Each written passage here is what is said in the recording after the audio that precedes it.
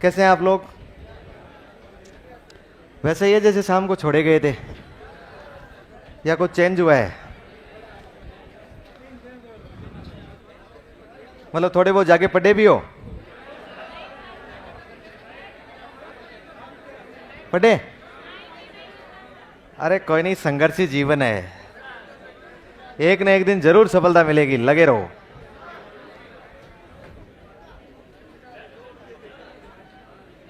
चलिए, कहां पढ़ रहे थे कल हम लोग? नवाचार पढ़ रहे थे। अच्छा बताओ मुझे, इस्माइल कब शुरू किया गया? इस्माइल 2.0 कब आया? इस्माइल 3.0 कब आया? इसके बाद में शिक्षा वाणी कब आया? शिक्षा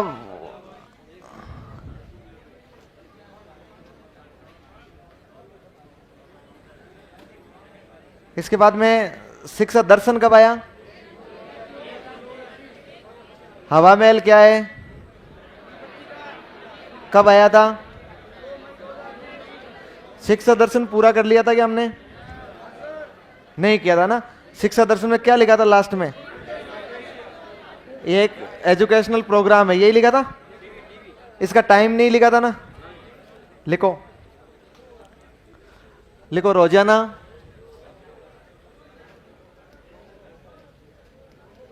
रोजाना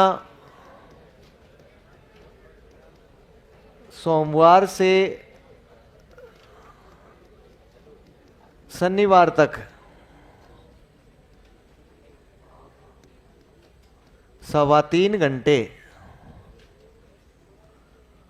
रोजाना सोमवार से शनिवार तक 3.25 घंटे ये कार्यक्रम प्रसारित किया जाता था।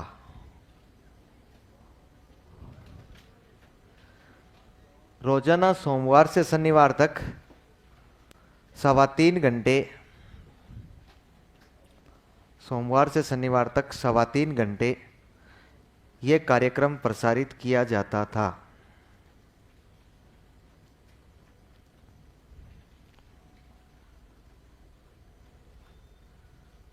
कितने स्लॉट में प्रसारित किया जाता था? 2 स्लॉट में, है ना। एक तो चलता था 12:30 बजे से लेकर 1:30 बजे तक, फिर चलता था 1:30 बजे से लेकर 2:30 बजे तक। टीवी पर आ रहा है ना ये कार्यक्रम। 1 घंटे तो आता था 9 से 10 के लिए, और 1 घंटे आता था 11 से 12 के लिए। तो एक स्लॉट हो गया 2 घंटे का, जो आता है 9 से 12 के लिए। ठीक है। उसके बाद आधे घंटे आपको समाचार सुनाए जाते थे, फिर वापस शुरू होता था। अपने को तो अपने स्लॉट ले रखा है ना, खरीद रखा है हमने, टाइम खरीद रखा है। 3 बजे से लेकर 3:30 बजे तक आता था क्लास 1 से लेकर 5 तक, और 3:30 बजे से लेकर 4:15 बजे तक आता था 6 से 8 के लिए। लिख लेना है साथ का साथ ही।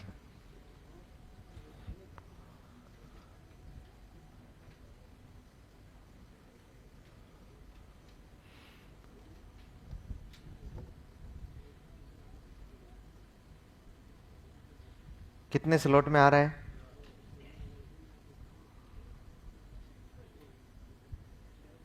2 स्लॉट में, है ना।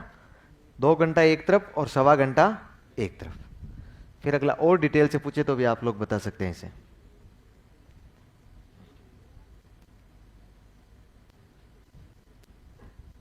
फिर नीचे लिखिएगा। हाँ हाँ लिख लो रे।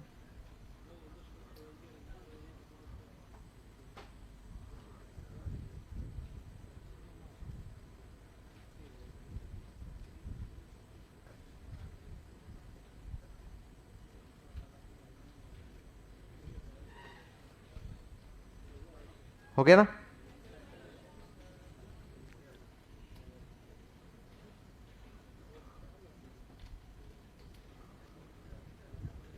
लिखो। प्रत्येक शनिवार को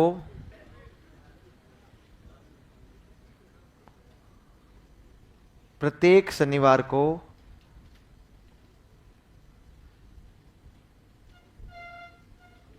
कला, आर्ट है ना, कला, मनोरंजन,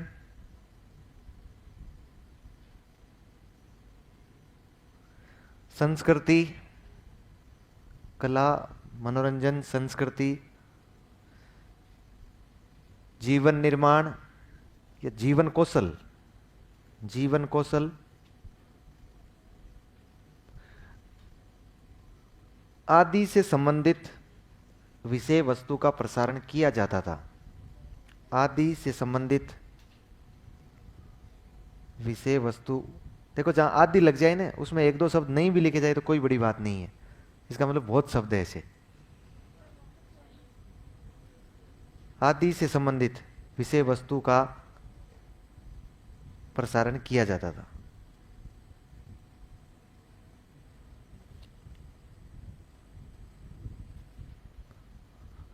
किया जाता था, हो गया।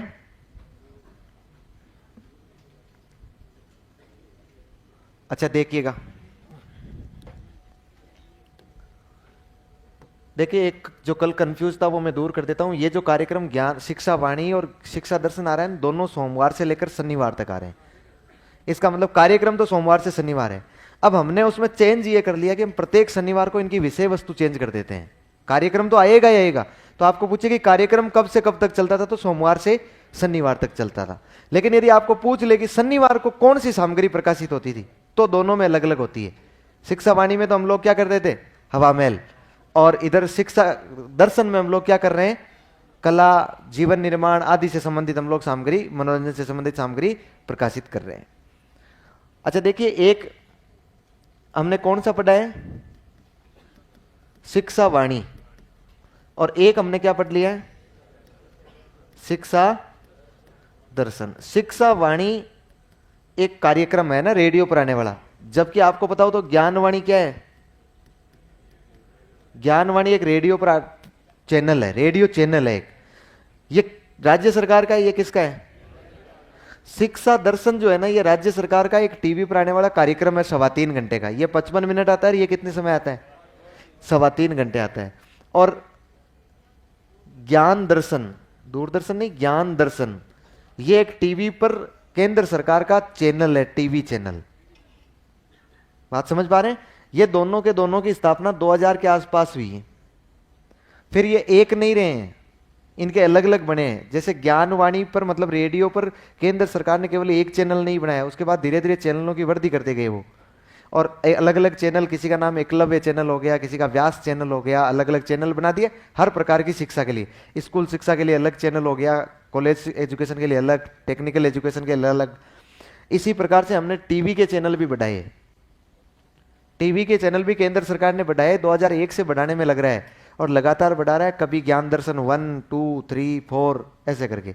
फिर आपको बताओ तो 2017 के आसपास मोदी जी ने वो वन नेशन वन प्लेटफॉर्म के लिए एक कार्यक्रम निकाला था। उसके लिए एक साथ ये भी कार्यक्रम निकाला, one nation one channel one class, मतलब प्रत्येक क्लास के लिए क्या होना चाहिए, एक अलग चैनल होना चाहिए। तो ये चैनल खूब सारे बढ़ गए थे, ये अपने काम के नहीं है। ये जो नवाचार है ना, अब इनकी वो क्या बोलते हैं उन्हें, प्रासंगिकता खत्म हो गई है। अब इनकी प्रासंगिकता लगभग समाप्त हो गई है। अब मेरे ख्याल से ऐसा कोई भी नहीं है जो इस डीडी दूरदर्शन पर बैठ के वो पढ़ रहा होगा, क्योंकि आजकल एजुकेशन अलग हो गया। तो राजस्थान ने तो ये केवल किस समय लिए थे, कोविड के समय। समझ जाएंगे तो नीचे अलग से नोट लगा के लिखो,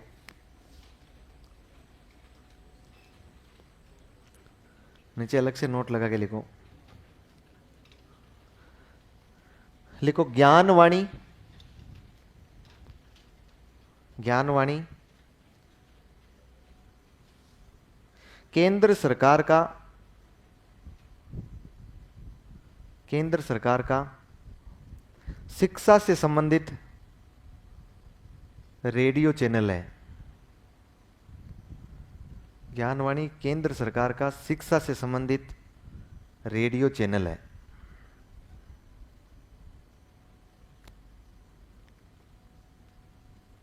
रेडियो चैनल है। हो गया।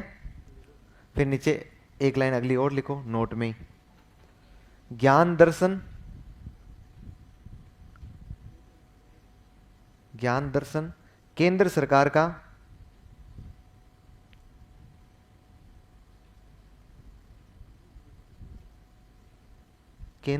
का शिक्षा से संबंधित टीवी चैनल है।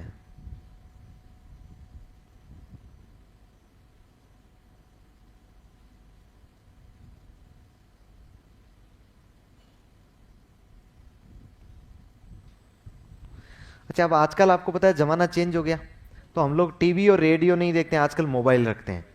तो सरकार ने इन चैनलों को मोबाइल पर, इंटरनेट पर, ब्रॉडकास्ट पर उपलब्ध करवाने के लिए एक कार्यक्रम चलाया जिसका नाम था स्वयं प्रभा। क्या नाम था? तो आप स्वयं प्रभा कार्यक्रम के माध्यम से इन चैनलों की सूची आप अपने मोबाइल में देख सकते हैं और मोबाइल में इनका उपयोग कर सकते हैं। ध्यान रह जाएगा। तो अलग से लाइन में लिख लो, ये किसकी बात कर रहा हूं मैं? ये केंद्र सरकार वालों की बात कर रहा हूं ना। अलग से लाइन में लिखा, स्वयं प्रभा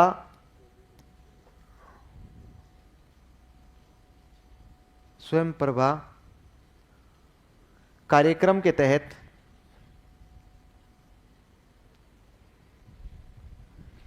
इन चैनलों को, ये एक नहीं थे बहुत सारे थे ना, इन चैनलों को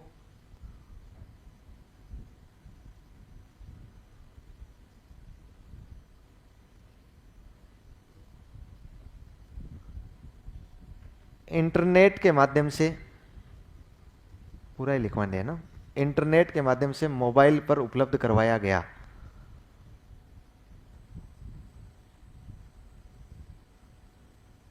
मोबाइल पर उपलब्ध करवाया गया है।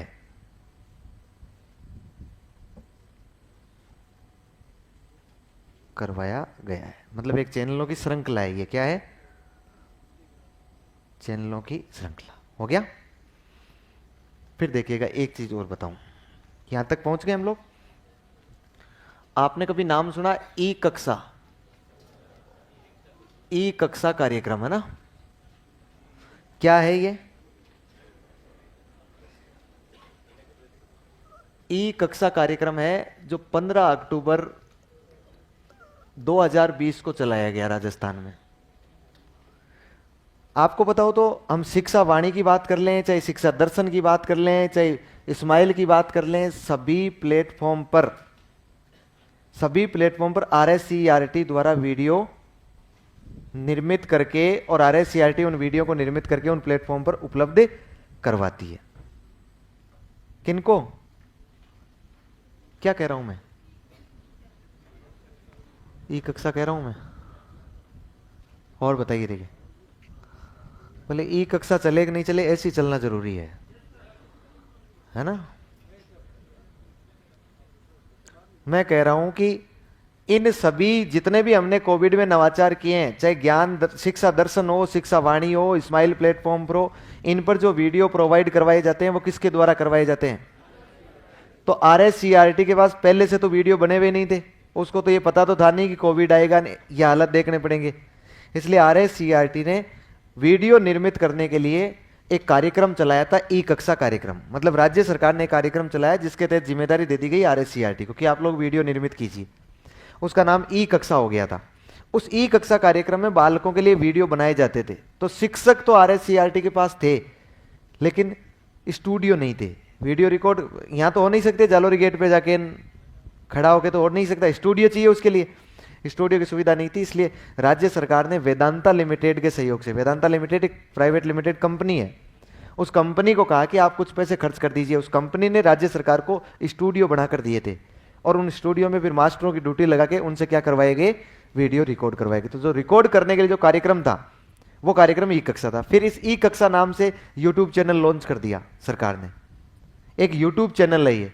जितने भी वीडियो निर्मित करती थी RSCERT किस पर डाल देती थी? इस ई कक्षा पर डाल देती थी। फिर अब आप याद करके देखिए, इस ई कक्षा पर जितने भी वीडियो रिकॉर्ड किए गए हैं उन सभी वीडियो की लिंक अब क्लास वाइज लेती थी, PDF बनाती थी और इस्माइल प्लेटफॉर्म के माध्यम से कहां तक भेज देती थी?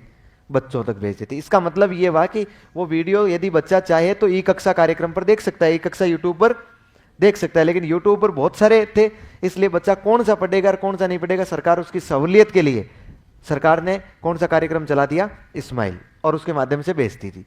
फिर उस कार्यक्रम की ही वो जो कक्षाएं थी ना, उन कक्षाओं की एक कॉपी ले जाकर किसको देते, ऑल इंडिया चैनल, उसको वो जो रिकॉर्ड वीडियो है ना उसकी ऑल इंडिया इसको रेडियो वाले को देते थे केवल ऑडियो रिकॉर्डिंग, तो वो ऑडियो रिकॉर्डिंग वहां चला देता और वीडियो रिकॉर्डिंग दे देते थे हम टीवी वाले को ले जाकर, तो वो डीडी राजस्थान पर हमें हमारे सामने एक कार्यक्रम प्रसारित कर देता था। इसका मतलब एक जगह जो रिकॉर्ड किए जाते थे उन कार्यक्रमों को हम लोग अलग अलग प्लेटफॉर्म के माध्यम से बच्चों तक पहुंचाने का प्रयास करते थे। कोविड के दौरान हमने ये किया था। तो ये ई कक्षा कार्यक्रम में आप लिखो,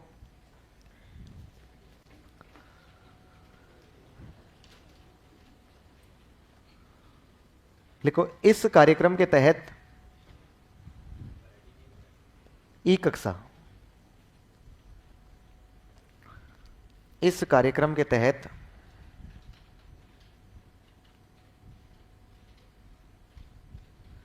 आरएससीईआरटी द्वारा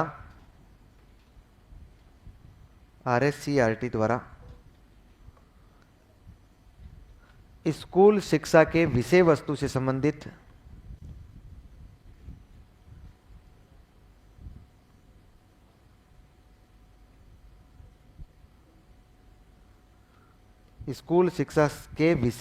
संबंधित वीडियो निर्मित किए जाते थे,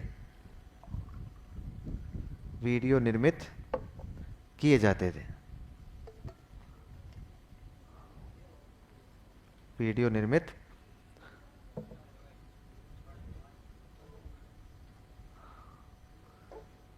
मेरे दोबारा वाला थोड़ा मेरे कम सेट होता है।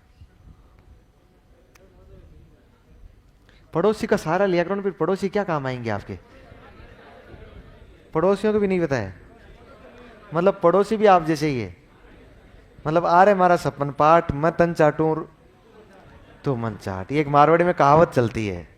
दोनों जब एक जैसे होते हैं ना, दोनों एक कुल लखने और बे लखने होते हैं, उनके लिए कहा जाता है ये। चलिए आपने लिखा है ई कक्षा कार्यक्रम के तहत आरएससीईआरटी द्वारा स्कूल शिक्षा की विषय वस्तु से संबंधित वीडियो निर्मित किए जाते थे।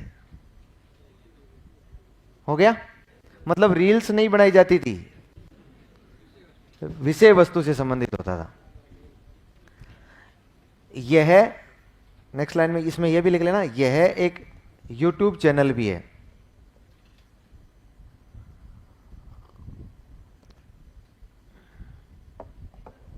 यह एक यूट्यूब चैनल भी है।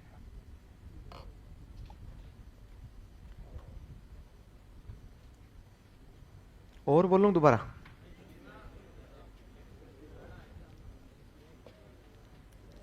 नहीं अपना कुछ नहीं जा रहा है, तो अपने जितनी बार बोलेंगे उतना फायदा है, मतलब मेरा अपना, मतलब मेरा हो गया। अच्छा मुझे बताइए, देखो सरकार कितना प्रयास कर रही है, कितना प्रयास कर रही है बच्चों के लिए, फिर लेकिन दिक्कत ये होगी, बच्चों देखो शिकायत हमेशा बनी रहेगी, चाहे कुछ भी कर दो भले ही रहती है ना। यदि आपको कितनी भी सुविधा से सुविधा दी जाए फिर भी शिकायत तो हमेशा बनी रहेगी। शिकायत ऊपर वाले स्तर की हो जाएगी, फिर पहले निम्नतम स्तर की होती है। अब यहां पर शिकायत ये हो गई, यहां पर आते आते आपको पता तो प्राइवेट स्कूलों ने सब ने अपने अपने एप्लीकेशन सॉफ्टवेयर लॉन्च कर दिए, अपने अपने अलग अलग क्लास के हिसाब से ऐप लॉन्च कर दिए, बोले ऐप खरीद लो। प्राइवेट स्कूल वालों से 2-3 हज़ार 4 हज़ार रुपये जो भी उन्होंने फीस ली वो फीस ले ली और बच्चे पढ़ने लगे। सरकारी स्कूल वाले किससे पढ़े, टीवी से रेडियो से पढ़ा रहे हैं, उन बालकों को हम लोग सोशल मीडिया से पढ़ा रहे हैं, यूट्यूब चैनल से पढ़ा रहे हैं, लेकिन वो कह रहे हैं कि नहीं प्राइवेट की तरह हमें एप्लीकेशन से तो नहीं पढ़ाया गया है, मतलब ऐप तो नहीं दिया गया है। तब सरकार ने इन बालकों के लिए जो ई कक्षा यूट्यूब चैनल पर या ई कक्षा कार्यक्रम के तहत जितने भी वीडियो निर्मित किए गए थे वो सारे एक जगह व्यवस्थित करने के लिए एक ऐप बनाया, उसका नाम था मिशन ज्ञान। क्या नाम था, मिशन ज्ञान। और मिशन ज्ञान ऐप में क्या डाले गए थे, इस कार्यक्रम के तहत जितने भी वीडियो रिकॉर्ड किए गए। इसका मतलब ये एक एप्लीकेशन सॉफ्टवेयर है स्कूल शिक्षा के लिए। किसके लिए, स्कूल शिक्षा के लिए। इसमें कक्षा 1 से 12 तक हिंदी माध्यम के विद्यार्थियों के लिए, कक्षा 1 से 12 तक CWSN के वीडियो उपलब्ध करवाए गए और कक्षा 3 से 12 तक इंग्लिश मीडियम के उपलब्ध करवाए गए, मतलब अंग्रेजी माध्यम के। समझ पा रहे हैं? लिखो। यह है राज्य सरकार द्वारा, अच्छा मिशन ज्ञान हेडिंग लगानी है, मिशन ज्ञान। इतना लिखने के बावजूद भी मिशन ज्ञान, ठीक है। लिखो, यह राज्य सरकार द्वारा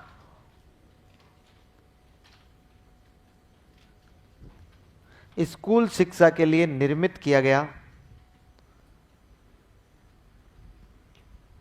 स्कूल शिक्षा के लिए निर्मित किया गया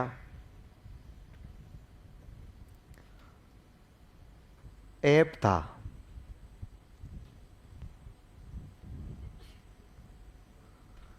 स्कूल शिक्षा के लिए निर्मित किया गया ऐप था, ठीक है। जिस पर निम्न विषय वस्तु उपलब्ध करवाई गई, जिस पर निम्न विषय वस्तु उपलब्ध करवाई गई।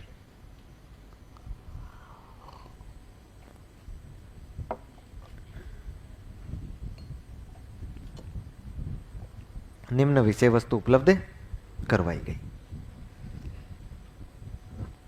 ये लिख लो विषय वस्तु।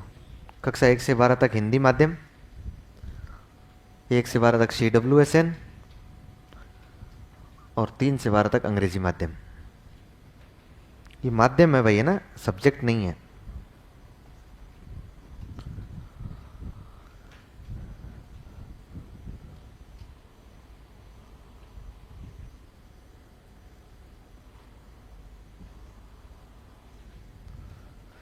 हाल इसमें दिख तो नहीं रहा हूं यहाँ बेटा बेटा?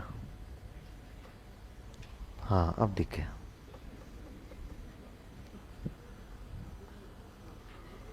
नहीं, यदि आप जिंदा हो तो दिखना जरूरी है ना।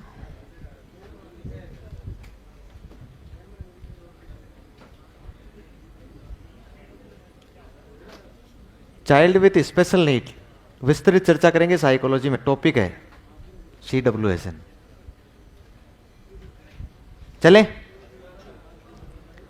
अच्छा एक ऐप और है ना इस प्रकार का, देववाणी है क्या? लिखो देववाणी ऐप।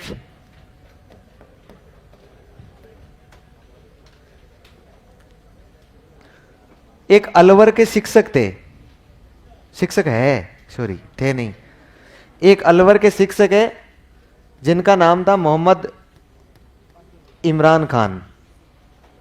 क्या था? मोहम्मद इमरान खान। अलवर के शिक्षक है, गवर्नमेंट टीचर है ना। इन्होंने अपना एक खुद का एप्लीकेशन बनाया जिसका नाम रखा देववाणी। क्या नाम रखा? जैसे उत्कर्ष ने अपना खुद का एप्लीकेशन बना रखा है ना, उन्होंने भी अपना खुद का एक एप्लीकेशन बनाया जिस पर नाम क्या रखा? देववाणी। उस देववाणी ऐप को बनाकर वो और उनकी एक लड़की, उनकी खुद की बेटी है, उन दोनों ने मिलकर उस पर काम किया। और उन दोनों ने मिलकर काम करने के बाद उस पर ऐप बनाकर, उस ऐप पर जो संस्कृत शिक्षा विभाग चलता है ना, उस संस्कृत शिक्षा विभाग का जो सिलेबस चलता है, उस सिलेबस का पूरा स्कूल शिक्षा का पूरा पाठ्यक्रम के वीडियो निर्मित करके उस पर डाल दिए। कितनी बड़ी बात की होगी देखो।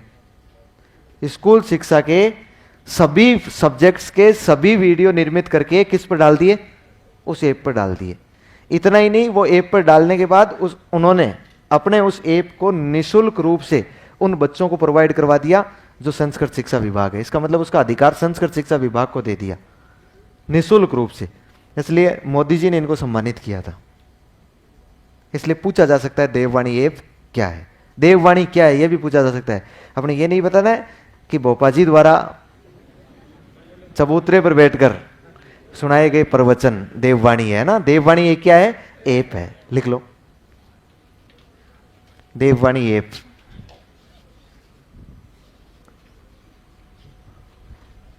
अलवर के शिक्षक मोहम्मद इमरान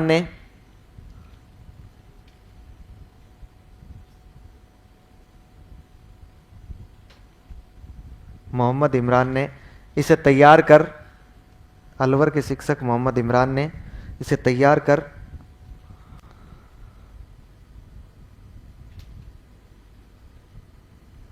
संस्कृत शिक्षा विभाग को सौंप दिया। संस्कृत शिक्षा विभाग को सौंप दिया।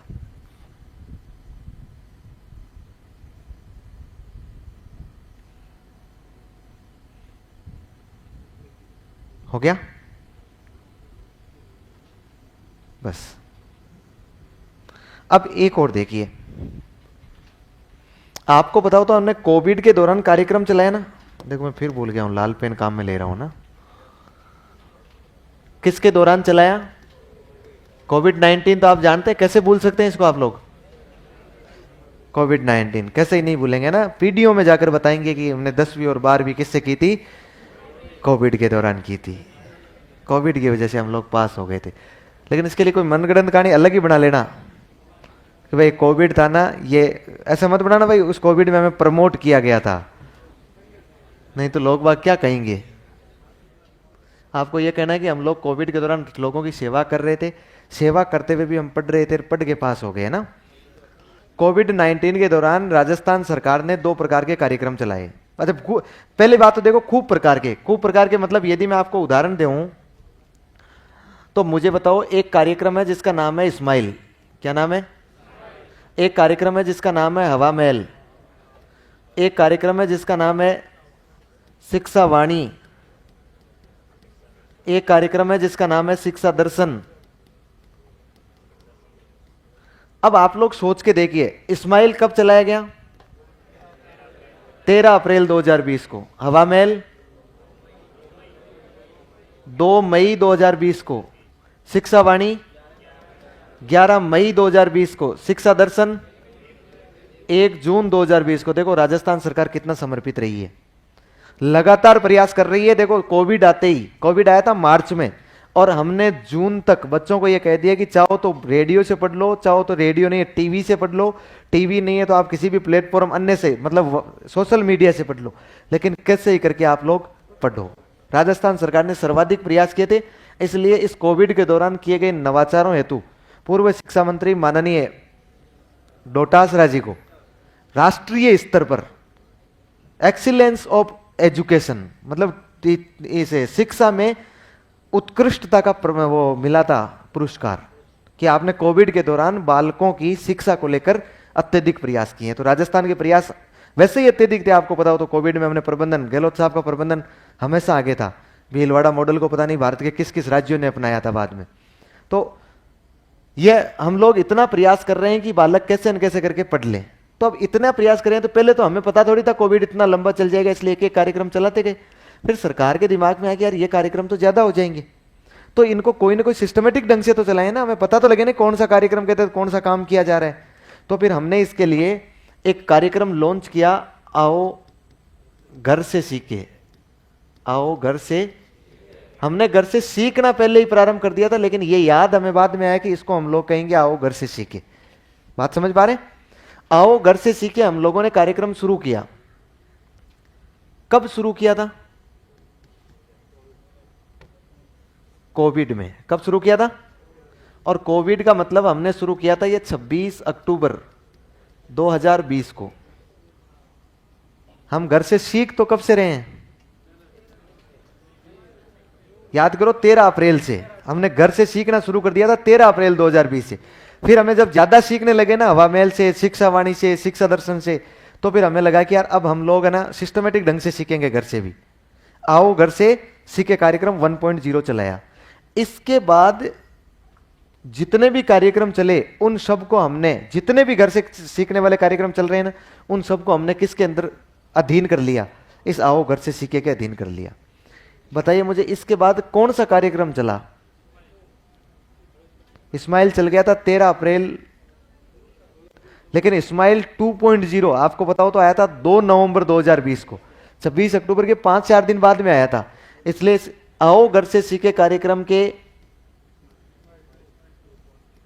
अंदर पहला चलने वाला कार्यक्रम कौन सा था? स्माइल 2.0। इसके बाद जितने भी चले वो इसके अधीन ही चले।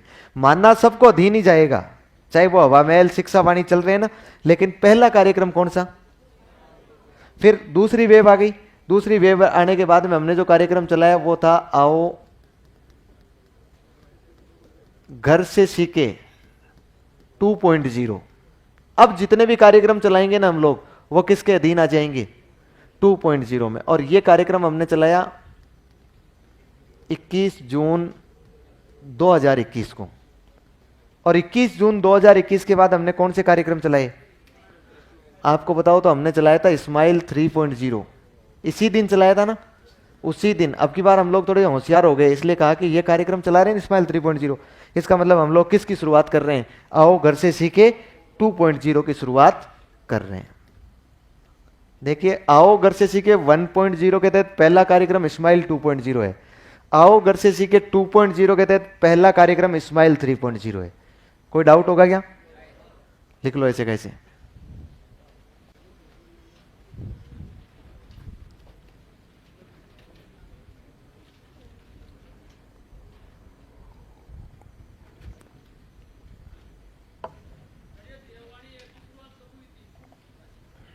देखना पड़ेगा यार गूगल में डाल के। नहीं याद है, याद हो तो बता देता। आपको क्या लगता है मैं बताता नहीं? देख लो गूगल में डाल के, ताकि सबको बता दूं मैं।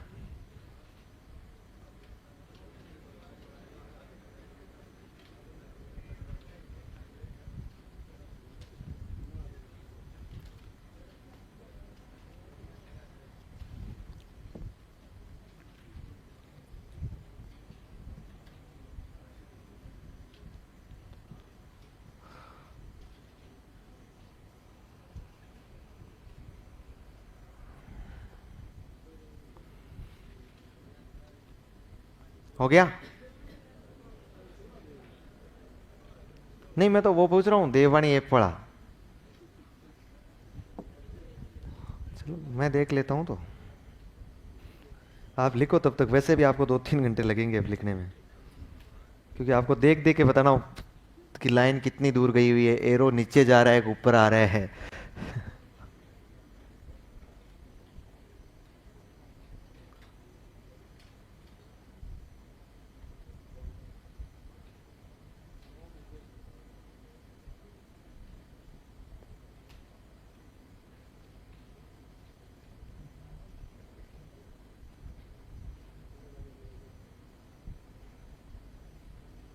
ये देववाणी ऐप की जब शुरुआत हुई, तो ये तो मुझे पता है कि राज्य स्तर पर एक मीटिंग हुई थी, बहुत बड़ी कॉन्फ्रेंस हुई थी, प्रेस कॉन्फ्रेंस, जिसमें सारे शिक्षा अधिकारी बैठे हुए थे और इसको लॉन्चिंग किया गया था।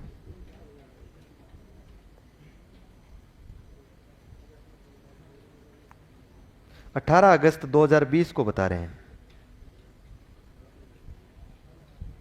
18 अगस्त 2020 को। बताओ कोविड में कितना अच्छा काम किया।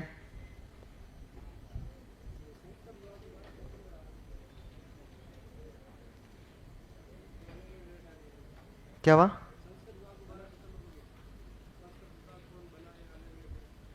संस्कृत विभाग के लिए ही था ये, उनको समर्पित किया।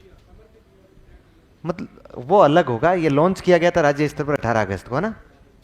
अपने डेट पर जाना ही नहीं है, अगला जीके नहीं पूछेगा हमसे। ये डेट तो मैं इसलिए कई बार लिख देता हूं कि क्रोनोलॉजी बनी रहे। सारी डेट याद करना जरूरी नहीं होती है। जो मुख्य मुख्य है, जैसे स्माइल है, शिक्षा वाणी है, शिक्षा दर्शन है, 3 की याद कर लो। अच्छा, लास्ट में मोस्ट मोस्ट लगवा दो ना। ये पूरा रजिस्ट्री मोस्ट है, इसके ऊपर लिख लो वेरी वेरी मोस्ट। पूरा याद करना है इसको आपको। आदमी कितनी गुंजाइश खोजता है ना।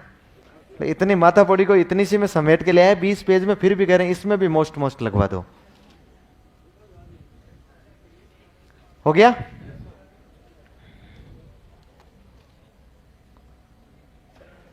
और कौन से रहे हैं कोविड में? और बताओ कोई नवाचार बचा है तो। कोविड में कोई नवाचार चला हो और तो। कहाँ हो गए कोविड में? हैं? कोई नहीं है मेरे ख्याल से, ना। कोविड खत्म हो गया, अब हो गया ना लगभग। कोविड का कोई भी नहीं बचा होगा अब कोविड के बाद वालों पर आओ। हैं? कोविड के बाद का हो गया ना। कोविड के बाद वाले नवाचारों पर आ रहे हैं हम लोग। लिख लीजिए, no bake day.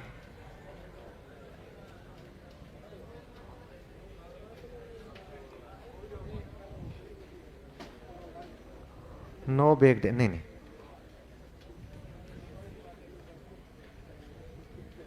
No bake day. कम से कम एक सप्ताह तो हो जाने दे।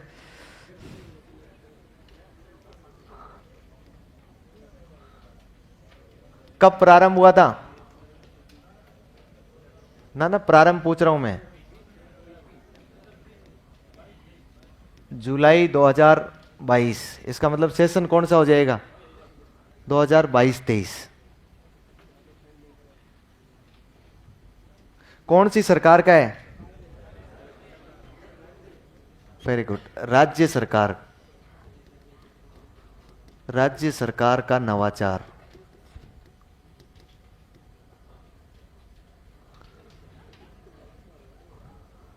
राज्य सरकार का नवाचार। क्या पेट दर्द कर रहा है?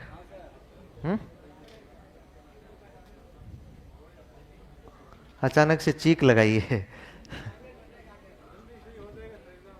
अरे बहुत जल्दी, बड़ों बड़ों का ठीक हो गया। अभी क्या है कि नया नया एग्जाम है। हाँ, अभी इनको लगता है कि बस वो एग्जाम तो सॉल्व हो ही जाएगा, इतना ही होता है एग्जाम। वो जब वहां बैठेंगे ना एग्जाम हॉल में, तो वहां पर वो बड़े बड़े अपने पिताजी के समान होठों पे फेफड़ी आई हुई, वो उनको देखेंगे ना, तब पता लगेगा कि एग्जाम में तैयारी करनी पड़ती है, ऐसे नहीं होता है।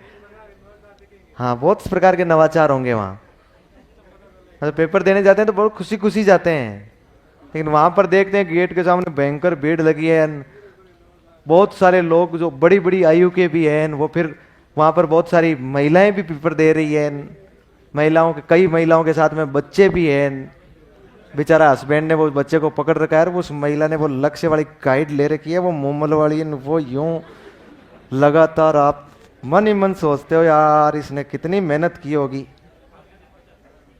कितनी मेहनत की होगी, है ना? बस में एग्जाम देने की, नहीं नहीं, एग्जाम देने वाला अड़ंगा अलग होता है। एग्जाम ऐसे सामान्य तौर पर नहीं, हम लोग जब एग्जाम देने जाते हैं तो हमारी प्रक्रिया कुछ अलग रहती है। एग्जाम देने जाते हैं तो हमारे पास या तो बाई बस या बाई मोटरसाइकिल, अपना खुद का साधन थोड़ी होता है। भाई कार हो जाए, संभव ही नहीं। क्यों एग्जाम देने जाए अपने पास खुद की कार हो तो? ये भी होता है ना, इसी तरीके से जाते हैं। और बाकी भगवान को मानने एक नहीं माने, लेकिन 2-3 दिन पहले, क्योंकि हमारी बीपी बढ़ने लग जाती है, 2-3 दिन पहले और घर से निकलते हैं तो सारे जितने भी घर के, जिस अलमारी में भी भगवान यदि कभी भूतकाल में भी रहा हो, उसमें भी जाते हैं, हे भगवान एक बार बस, फिर उसके बाद तेरे से कुछ नहीं मांगूंगा, तेरे आते ही एक स्वामणी यहां करूंगा, एक सालासर में जाकर करूंगा, एक रामदेवरा में जाकर करूंगा। भगवान को एडवांस में चल रही होती है। भगवान फिर अपॉइंटमेंट देते हैं कि बेटा 4.5 साल अभी रुक जा, अभी 4.5 साल की स्वामणियां मेरे पास आई हुई है। हाँ, अभी तक कहाँ था तू? ये भी तो कहता है ना। उस दिन तो मतलब कुछ भी हो जाए अपना, फिर हम लोग एक पेन फिर विश्वास नहीं करते, 2-3 पेन रखते हैं यहाँ पूरे, कि पता नहीं कहीं रुक जाए तो। मतलब निर्जीव वस्तु पे शक किया जा रहा है। आप अपने माइंड पे शक करो, इससे अच्छा तो नहीं चलेगा। तो फिर 3-4 पेन लेके, कोलेटर लेके डाल के, फिर परफ्यूम लगा के, फिर एग्जाम के लिए निकलते हैं। अब बस में जा रहे होते हैं, आप देखते हैं कि कोई भी सामने मंदिर दिखाई देता है, वहीं बस में बैठे बैठे कोई भी ऊपर, अब मंदिर नहीं दिखाई दिया, झंडा तो, ध्वजा तो दिखाई देगी ना ऊपर, कोई भी झंडा दिखाई दिया, आपने कहा हे भगवान पार करना। वापस आते वक्त देखा कि बीजेपी का कार्यालय था, झंडा लगा हुआ था।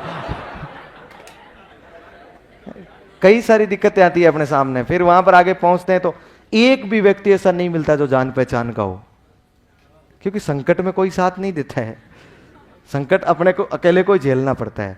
फिर लोग बाग पढ़ रहे होते हैं भयंकर, इस क्लासरूम में बैठ जाते हैं ना, क्लासरूम में आपने अलग अलग को 15 मिनट पहले बैठते हैं, अलग अलग का ऐसे निरीक्षण करते हैं, सबको देखते हैं। किसी ने आंखें लाल कर रखी है, किसी को नींद आ रही है, किसी को कोई नया धोया भी नहीं है, और वो सोच रहा है, ऐसे मन ही मन में सोच रहा है।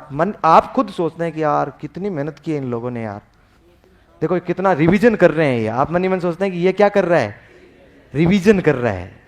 आपको लगता है कि इसका मतलब इनका तो पक्का। हम लोग देखो हैसियत देखो अपनी। फिर उसके बाद में हम लोग एग्जाम पेपर शुरू होता है, तो पेपर शुरू होता है तो पहला सवाल ही नहीं आया, दूसरा भी नहीं आया, उतने में फसीना कि पता नहीं पेपर कितना कठिन होगा। उतने में 2 3 4 आपने देखे सवाल आपको नहीं आ रहे हैं, पड़ोसी की ओर देखा तो पड़ोसी ने 7 8 गोले काले कर रखे हैं, अपने बीपी हाई। अपने को लगता है यार इसका तो पक्का। देखो खुद की औकात नहीं है, दूसरों को सिलेक्शन बांटते जा रहे हैं हम लोग। देखिए कहां तक बढ़ रहे हैं। फिर उसको हम धीरे धीरे अपने वो प्राकृतिक प्रक्रियाएं शुरू होती है,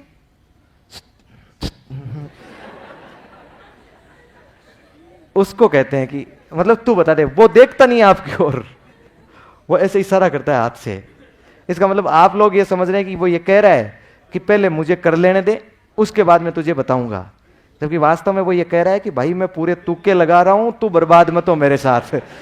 वो ये कह रहा होता है। पेपर में हमेशा आदमी के साथ ऐसे ही होता है। और वो जो इन्विजिलेटर होता है उसके हाथ में पेपर वेपर होते हैं, उसको हम लोग पता नहीं क्या समझ रहे हैं। वो कहता है आते ही कोई इधर उधर नहीं देखेगा, कोई इधर ऐसा नहीं करेगा, आवाज नहीं करेगा, अपने को लगता है ये प्रधानमंत्री है। बहुत सारी संकट आती है। लास्ट में तो हम लोगों से रहा ही नहीं जाता है। लास्ट में जो सवाल नहीं भी आ रहे हो, हमने कभी भी नहीं देखा होता है ना, उन सवालों को हम ठोकने लगते हैं, बोले शायद ये हो सकता है, शायद ये हो सकता है, शायद ये हो सकता है। वो शायद के चक्कर में, क्योंकि हमारा मन बड़ा चंचल होता है, बहुत चंचल, हम रुकते नहीं है। और वो शायद के चक्कर में फिर वो एग्जाम पेपर कहता है कि शायद आपका आपकी बार नहीं होगा, शायद अगली बार होगा आपका। फिर जब बाहर निकलते हैं ना पेपर देके, सवाल करे होते हैं 100 में से 90, हमने कितने कर लिए 90। हम मानते हैं कि ज्यादा से ज्यादा एक आध गलत हो जाएगा, 85 से कम तो आना नहीं है। बाहर गेट तक पहुंचते पहुंचते 5 7 और गलत हो जाते हैं। कोई क्या बता रहा होता है, कोई क्या बता रहा होता है। बस में बैठते हैं ना, बस में बैठकर घर वापस पहुंचते हैं ना, तब तक 20 एक गलत हो जाते हैं। फिर बोले इतने तो होंगे ही होंगे। फिर उसके बाद जब आंसर की आती है ना किसी दूसरी कोचिंग की, तो 25 तक गलत हो जाते हैं। फिर जब फाइनल आंसर की आती है तो 20 30 तक गलत हो जाते हैं। और रिजल्ट आता है तो बोले रिजल्ट में तो नहीं आया, क्योंकि हम लोग एक गलत मान रहे थे, कितने गलत चले गए, 30 गलत चले गए। ये प्रतिक्रियाएं नहीं यदि अपनानी हो ना, तो ये अभी वर्तमान में किए जाने वाली चीखें थोड़ी कम कर दीजिए। समझ रहे हो ना? सब कुछ भूल जाओ, सब कुछ भूल जाओ, सब याद आ जाएंगे। मैं तो कह रहा हूं मास्टर की नौकरी लग गई ना, इतनी दमदार नौकरी है, इतनी दमदार नौकरी है कि आज जो तुम लोगों को भाव नहीं दे रहा है ना, वो कल सड़क पर गुलाब का फूल लिए खड़ा मिलेगा। लेकिन मैं ये सबके लिए लागू है, लेकिन उसके लिए पहले क्या करना पड़ेगा, मास्टर बनना पड़ेगा। और यदि अब वर्तमान में आपने गुलाब के फूल को एक्सेप्ट कर लिया, तो वो धीरे धीरे जब तक नौकरी लगेगी, जब तक 5 4 साल होंगे, तब तक वो मुरझा जाएगा। हाँ, उसके बाद आपको ये दुनिया बड़ी वीरान नजर आएगी, है ना, बड़ी सुनसान, आपको लगेगा जीवन में कुछ भी नहीं है। समझ पा रहे हैं? तो जो काम जिस समय करना होगा ना, उसी समय कीजिएगा, ठीक रहेगा। राज्य सरकार का नवाचार लिख लिया? उद्देश्य लिखो। उद्देश्य क्या लिखोगे? लिखो शिक्षा मनोविज्ञान आधारित। उद्देश्य में लिखो शिक्षा मनोविज्ञान आधारित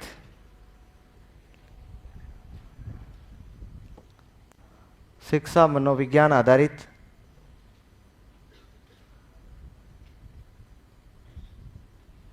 गतिविधि शिक्षण के आधार पर, गतिविधि शिक्षण के आधार पर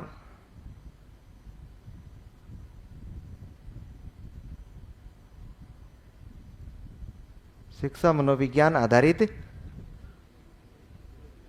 गतिविधि शिक्षण के आधार पर बालकों को शिक्षा देना, बालकों को शिक्षा देना।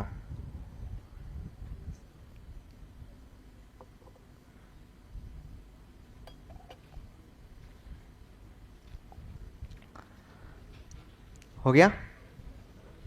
नेक्स्ट लाइन में लिखो,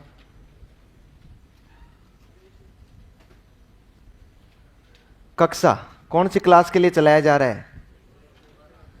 1 से 5 या 1 से 8? Very good. नीचे लिख लो कक्षा 1 से 12।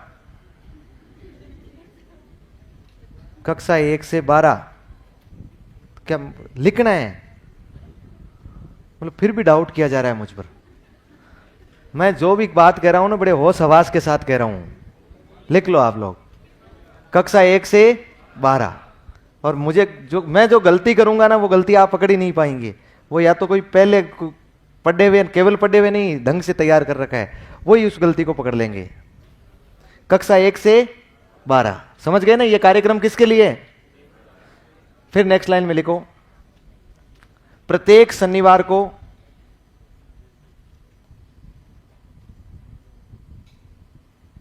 बिना बैग के स्कूल आएंगे। प्रत्येक शनिवार को बिना बैग के, प्रत्येक शनिवार को बिना बैग के स्कूल आएंगे।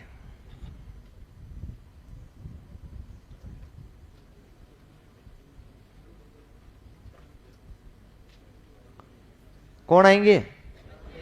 बच्चा। कोई भी बच्चा होगा ना वो बिना बैग के स्कूल आएगा प्रत्येक शनिवार।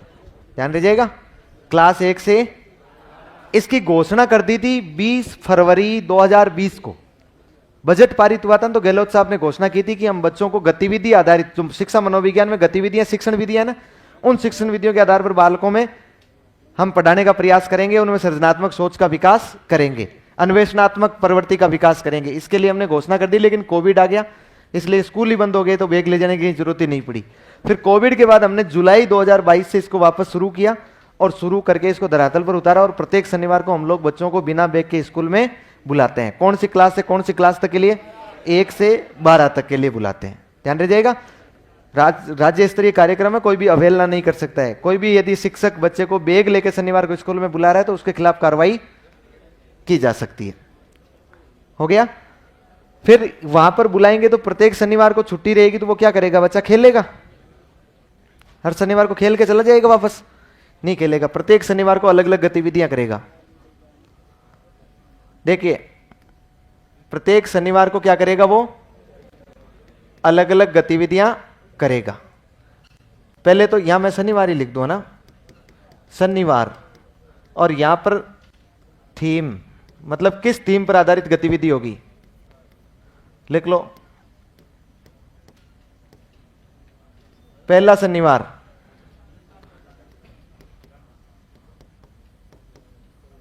राजस्थान को पहचानो ना।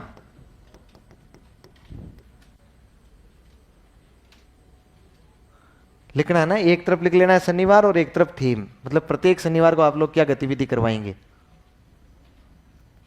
यहां से जो जीके पढ़ के जा रहे हैं वो प्रत्येक शनिवार को उनको पढ़ाना है। राजस्थान की हिस्ट्री, कल्चर, ज्योग्राफी, पॉलिटी, तभी तो राजस्थान को पहचानेंगे। या उन बालकों को आप घुमाने ले जा सकते हैं, हिस्टोरिकल पॉइंट ले जा सकते हैं कहीं भी, मतलब राजस्थान को पहचानने। राजस्थान की कला संस्कृति से संबंधित है तो आप उन्हें कोई नाटक करवा सकते हैं, राजस्थान के गीत, राजस्थान के नृत्य, इस प्रकार का कोई भी कार्यक्रम वहां पर आयोजित किया जा सकता है। फिर दूसरा शनिवार है भाषा कौशल का विकास। इस दिन आपको भाषाएं पढ़ानी है। भाषाएं पढ़ाने के साथ साथ आप उन्हें निबंध, वाद विवाद, भाषण आदि प्रतियोगिताएं में उनकी आयोजित करवा सकते हैं। तीसरा शनिवार होगा तो वेरी गुड, खेलेगा राजस्थान, खेलेगा राजस्थान, बढ़ेगा राजस्थान, या पढ़ेगा, बढ़ेगा, खेलेगा तो बढ़ेगा ना आगे। इस दिन आपको उन बालकों को खूब खिलाना भी है, इसके अलावा प्रत्येक खेल के बारे में जानकारी भी देनी है। इसके अलावा उन्हें यह भी पूछना है, यह भी बताना है कि आखिर हैदराबाद के साथ ऐसा क्या हुआ कि इतना अच्छा प्रदर्शन करने के बावजूद भी 10 ओवर में फाइनल खत्म हो गया। अच्छा, विश्लेषण भी करने हैं आपको।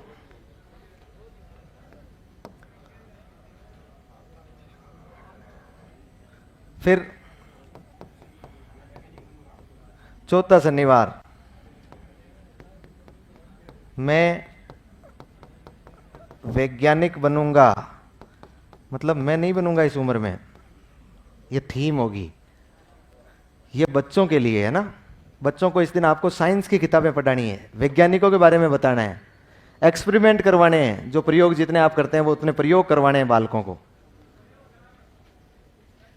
हाँ, साइंस के प्रयोग करवाने हैं।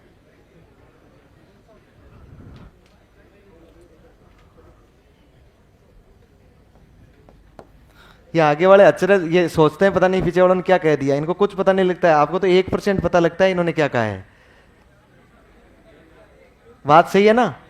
आगे वाले तो केवल 1% पता लगा, इनको तो इतना ही पता लगा कि उन्होंने प्रयोग का नाम लिया है। वो तो वही जानते हैं प्रयोग कैसा किया उन्होंने।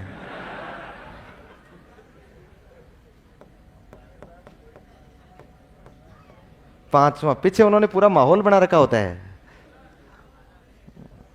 पांचवा शनिवार क्या होगा? बाल सभा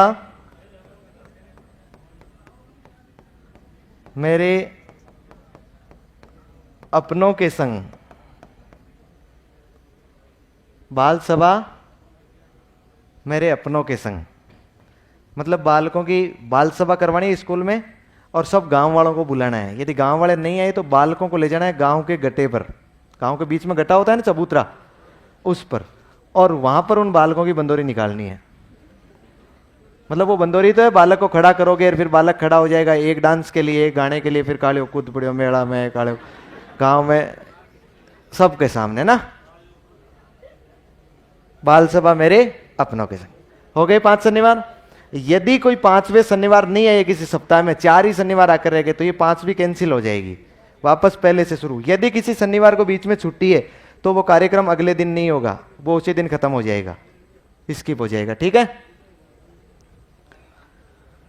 अच्छा, आप ये तो पता लग गया कि खेलेंगे नहीं, रुक जाओ रे, ये तो पता लग गया ना कि खेलेगा नहीं, ये तो निश्चित हो गया। अब खेलेगा नहीं तो ये गतिविधियां करवाएंगे, ये गतिविधियां करवाएंगे तो ये पूरी स्कूल को एक साथ करवाएंगे, एक एक क्लास को अलग अलग करवाएंगे? एक साथ। लिखो, नेक्स्ट लाइन में लिखो,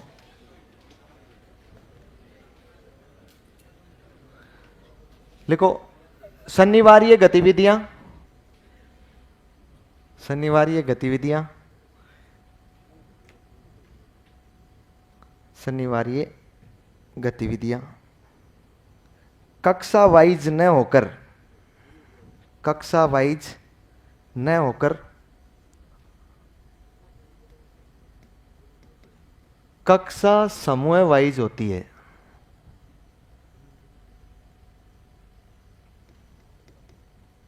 कक्षा समूह वाइज होती है। कक्षा वाइज न होकर कक्षा समूह वाइज होती है। क्लास 1 से 2 का एक समूह बनाएंगे, क्लास 3 से 5 को एक साथ रखेंगे, 6 से 8 एक साथ रखेंगे, 9 से 10 एक साथ, 11 से 12 एक साथ। क्या क्या कह रहे हैं ये सर? कल से 4 हॉलीडे कर रहे हो क्या? किस बात के हैं? और दिखाओ मुझे, एक बार दिखाओ तो सही। मतलब आप भी राजी हो गए ना, आप भी तैयार हो गए ना? क्या है? वर्ल्ड कप के गर्मियां हैं? किसने कहा आपको गर्मियों में छुट्टी होती है? गर्मियों में छुट्टी होती है बालकों को। किसको? बालकों के अभिभावकों को नहीं होती है। बालक 6 से 14 वर्ष का होता है। फिर नोटिफिकेशन आ गया 4 दिन की छुट्टी।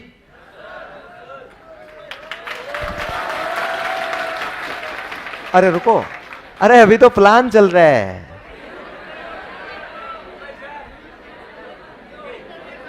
हैं?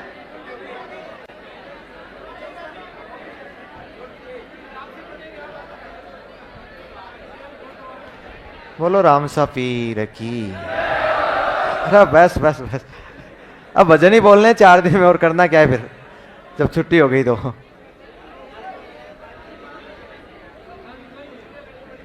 चलिए कोई नहीं, अभी प्लान चल रहा है ना? है? कोई नहीं, यदि हो जाएगी तो कोई बात नहीं। आज तो नहीं हुई है ना? आज नहीं हुई है ना?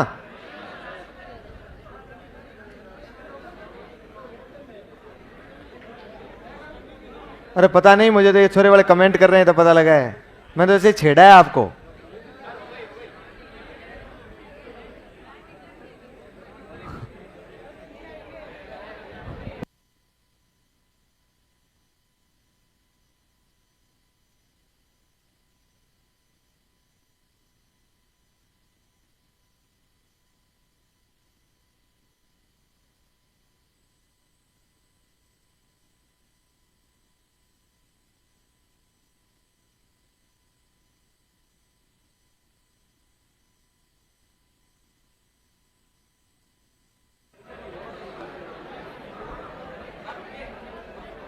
हाँ, अभी तक जो सूचना है, ये सूचना यही है कि ये संभावना है, इस पर प्लान चल रहा है।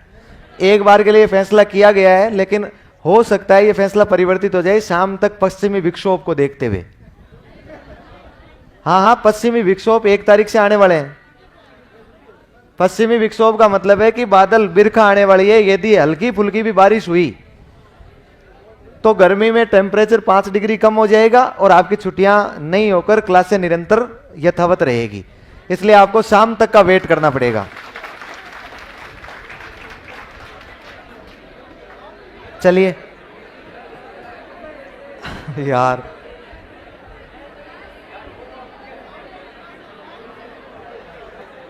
बताओ इसके नाम बताओ, नाम बताओ रे एक से। अंकुर, वेरी गुड। इस समूह का नाम अंकुर लिख लो। फिर प्रवेश, दिशा, क्षितिज, क्षितिज और उन्नति, यह समूह का नाम है भाई। आपको एक प्रत्येक समूह का प्रभारी बनाया जाएगा और यह समूह का नाम आपसे पूछे जाएंगे क्लास 1 से 2 के समूह का क्या नाम रहेगा। अंकुर, प्रवेश, दिशा, क्षितिज, उन्नति।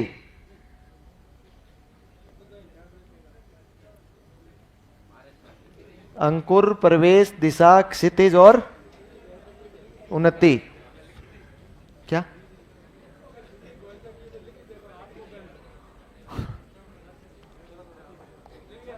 लिख लिया?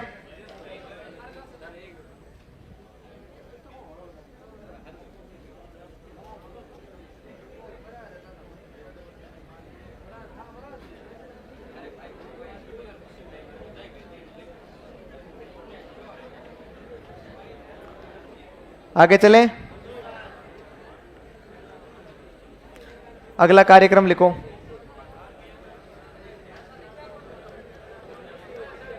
RKSMBK,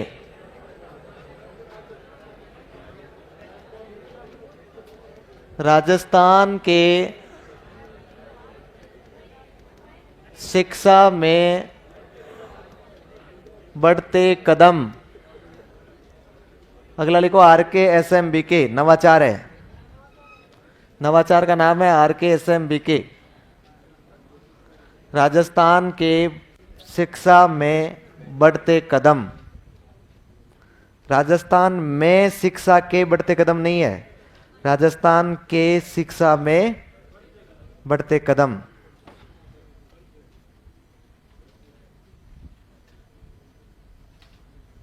राजस्थान के शिक्षा में बढ़ते कदम।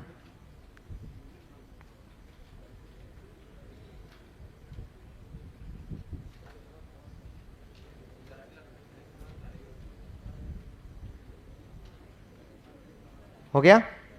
लिखो। कौन सी सरकार का है? राज्य सरकार का नवाचार कब चलाया गया? प्रारंभ हुआ था ये 11 जुलाई 2022। 11 जुलाई 2022।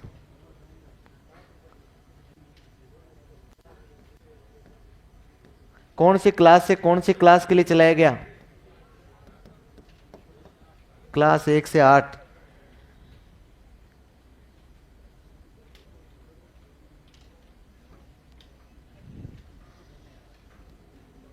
राजस्थान के शिक्षा में बढ़ते कदम राज्य सरकार का नवाचार है। प्रारंभ 11 जुलाई 2022 को, कक्षा 1 से 8 तक के लिए। उद्देश्य लिखो, पहला उद्देश्य लिखो।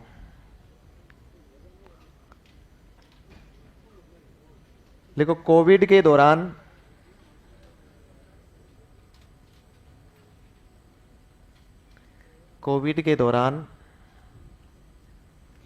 बालकों को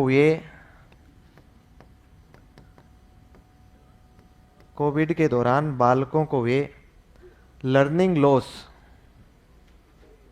कोविड के दौरान बालकों को हुए लर्निंग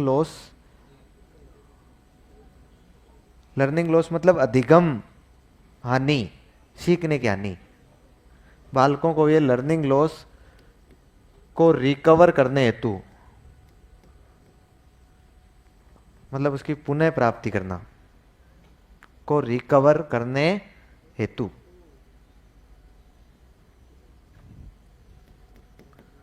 दूसरा क्या लिखोगे? दूसरा लिखो, शिक्षकों का कार्यभार कम करना। शिक्षकों का कार्यभार कम करना। शिक्षकों का कार्यभार कम करना ताकि वे अपना, शिक्षकों का कार्यभार कम करना ताकि वे अपना अधिक से अधिक समय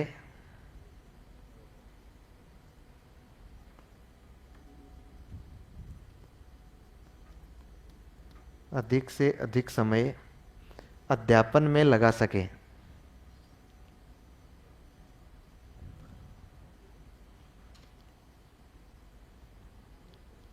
अधिक से अधिक समय अध्यापन में लगा सके। हो गया? फिर नेक्स्ट लाइन में, अच्छा इसका एप्लीकेशन जारी कर दिया गया ना। नेक्स्ट लाइन में लिखो आप, ये एक है, उद्देश्य कंप्लीट हो गए हैं, उद्देश्य कंप्लीट है। अलग से लाइन लिखो, ये एक उपचारात्मक शिक्षण आधारित कार्यक्रम है। ये एक उपचारात्मक शिक्षण आधारित कार्यक्रम है।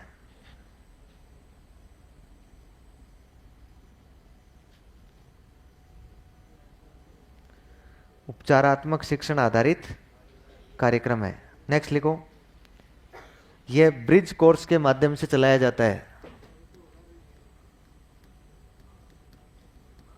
यह ब्रिज कोर्स के माध्यम से चलाया जाता है।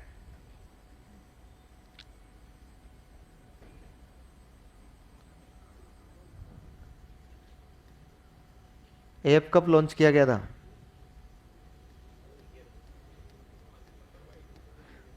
अगली लाइन में लिख लो, 5 सितंबर 2022 को ये क्या लिखा है ऊपर? ब्रिज कोर्स आधारित के माध्यम से चलाया जाता है ना। ये ब्रिज कोर्स के माध्यम से चलाया जाता है। अगली लाइन लिखनी है, 5 सितंबर 2022 को RKSMBK ऐप भी लॉन्च कर दिया गया। 5 सितंबर 2022 को RKSMBK ऐप भी लॉन्च कर दिया गया था। ऐप, एप्लीकेशन सॉफ्टवेयर लॉन्च कर दिया गया था।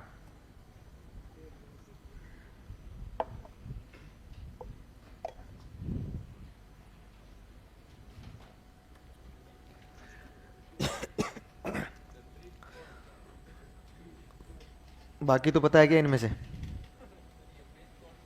नहीं, मैं कह रहा हूँ बाकी तो पता है क्या इनमें से? अरे मैं अभी समझाऊंगा, अरे रुको रे तुम। अभी हमने लिख रहा, पहले लिख रहे हैं हम लोग।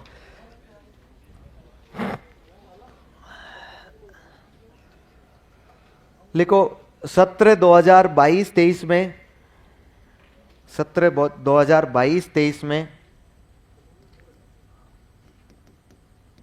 सत्र 2022-23 में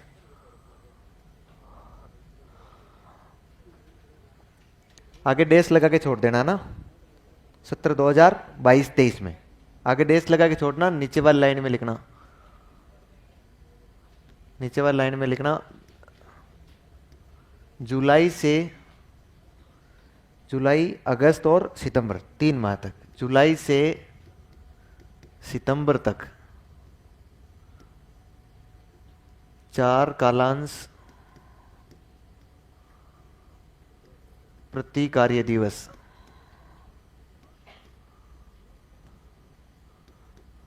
प्रति कार्य दिवस। नंबर 2 लगा के लिखना, शेष सत्र 2 कालांश प्रति कार्य दिवस,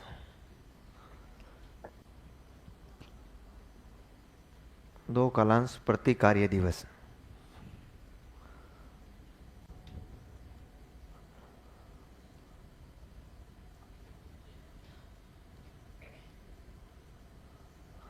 फिर लिखो, इस हेतु अलग से, इस हेतु मतलब इस कार्यक्रम हेतु, इस हेतु RSCERT ने, RSCERT ने, इस हेतु RSCERT ने हिंदी, गणित एवं अंग्रेजी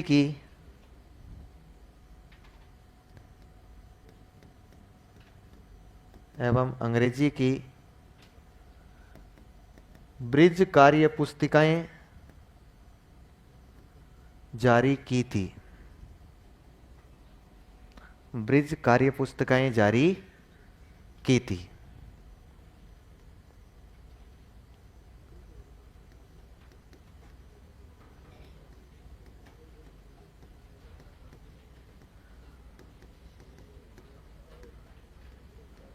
अच्छा बताओ, देखें, पहली क्लास, दूसरी, उसके बाद तीसरी, 4 और 5, 6 और 7 और 8। बताओ पहली क्लास की वर्कबुक का क्या नाम था? वेरी गुड, प्रथम। दूसरी का नाम था पल्लव, पहल, प्रयास, परवाय और प्रखर। लिख लो, नीचे लिस्ट बना लो।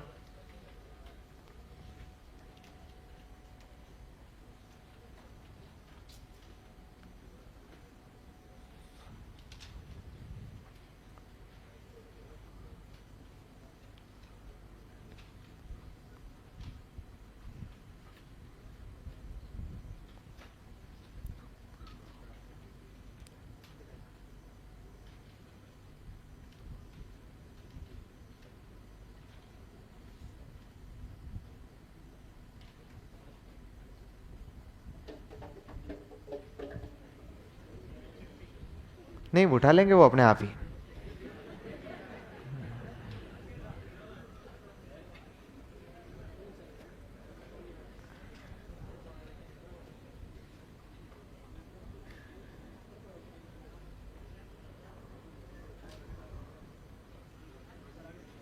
हो गया ना?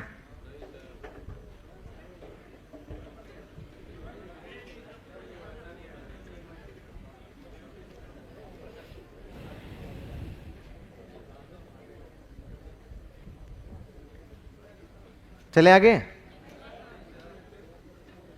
लिखो क्या, प्रखर, पे के नीचे रे लगा हुआ है, पे पप्पू वाला, खे खरगोश वाला, प्रखर हो गया। फिर इसके बाद में आगे लिखो नेक्स्ट लाइन में, लिखो इस कार्यक्रम के तहत,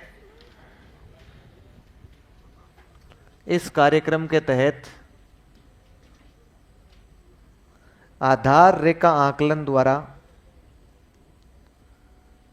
इस कार्यक्रम के तहत आधार रेखा आकलन मतलब बीएलए, बेस लाइन असेसमेंट, इस कार्यक्रम के तहत आधार रेखा आकलन द्वारा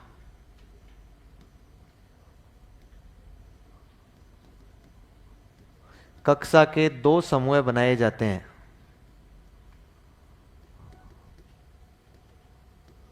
कक्षा के 2 समूह बनाए जाते हैं।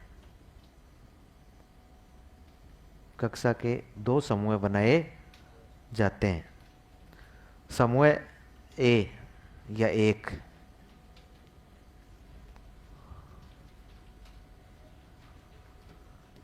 साठ प्रतिशत से अधिक दक्षता रखने वाले बालक,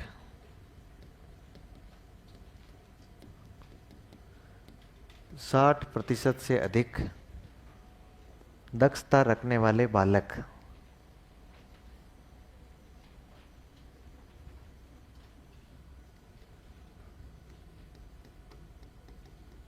60% से कम दक्षता रखने वाले बालक।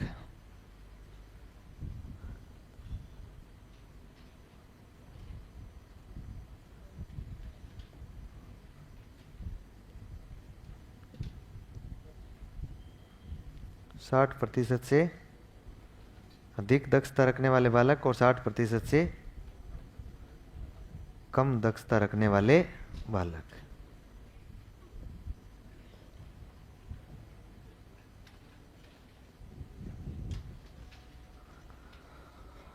हो गया।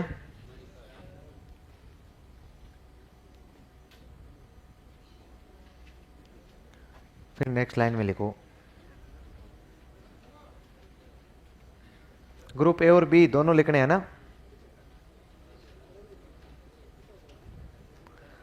नेक्स्ट लाइन में लिखो,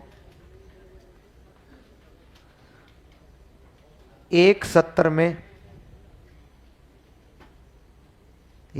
में इसमें 3 योगात्मक आकलन भी किए जाते हैं।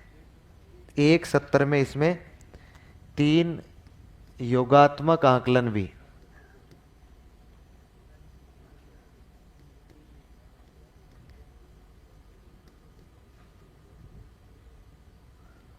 योगात्मक आकलन भी किए जाते हैं, जिन्हें क्रमशः योगात्मक आकलन भी किए जाते हैं जिन्हें क्रमशः RKSMB के फर्स्ट, जिन्हें क्रमशः RKSMB के फर्स्ट, सेकंड एवं थर्ड के नाम से जानते हैं।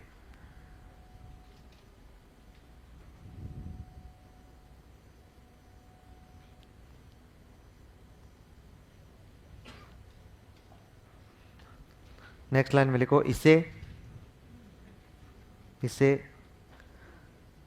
सत्र 2022-23, इसे सत्र 2022-23 के बाद, सत्र 2022-23 के बाद 2023-24 में भी संचालित किया गया, में भी संचालित किया गया।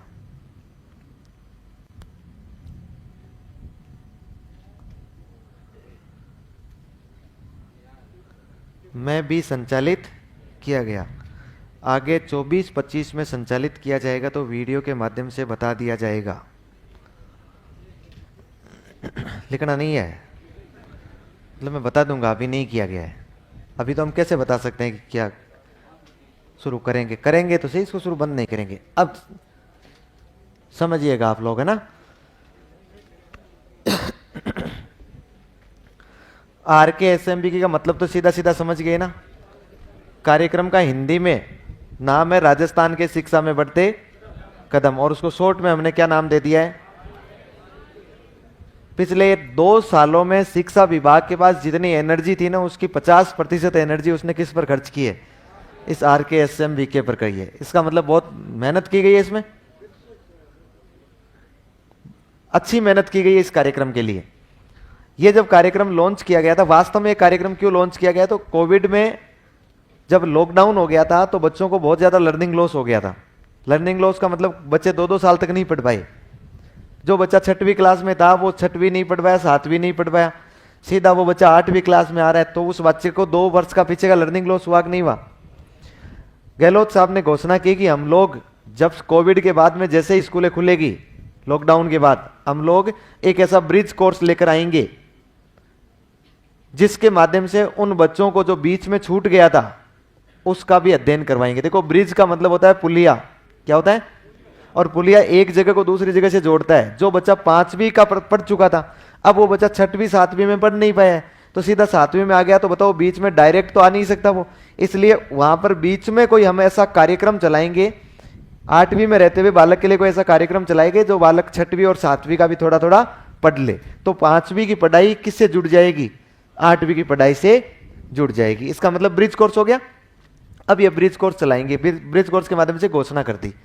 ये जब घोषणा की, इस घोषणा के बाद में जब सत्र शुरू हुआ तो फिर एक दिन 11 जुलाई तय किया गया कि 11 जुलाई 2022 को हम लोग क्या करेंगे, इस कार्यक्रम को लॉन्च करेंगे, शुरू करेंगे। लेकिन कार्यक्रम का नाम क्या होगा क्या नहीं होगा, कुछ भी नहीं बताया गया। भाई लॉन्च करने का मतलब योजना का नाम तो उसी दिन बताया जाता है जिस दिन वो लॉन्च होती है।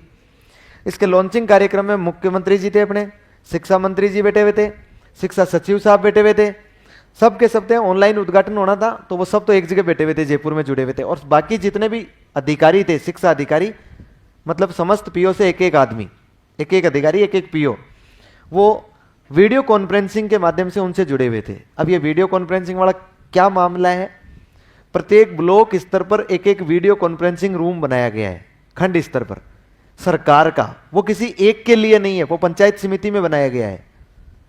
कोई से भी विभाग की यदि वीडियो कॉन्फ्रेंसिंग के माध्यम से बैठक होती है, वीडियो कॉन्फ्रेंसिंग मतलब आप लोग वहां जो बैठक कर रहे हैं ना, जो गहलोत साहब वहां से कुछ बोल रहे हैं ना, वो आपको तक पहुंचाने के लिए तो हम लोग मोबाइल का प्रयोग भी कर सकते हैं, उसको यूट्यूब पर लाइव भी कर सकते हैं, लेकिन वापस उनको सुनाई कैसे दे, इसके लिए वहां पर माइक लगे होते हैं।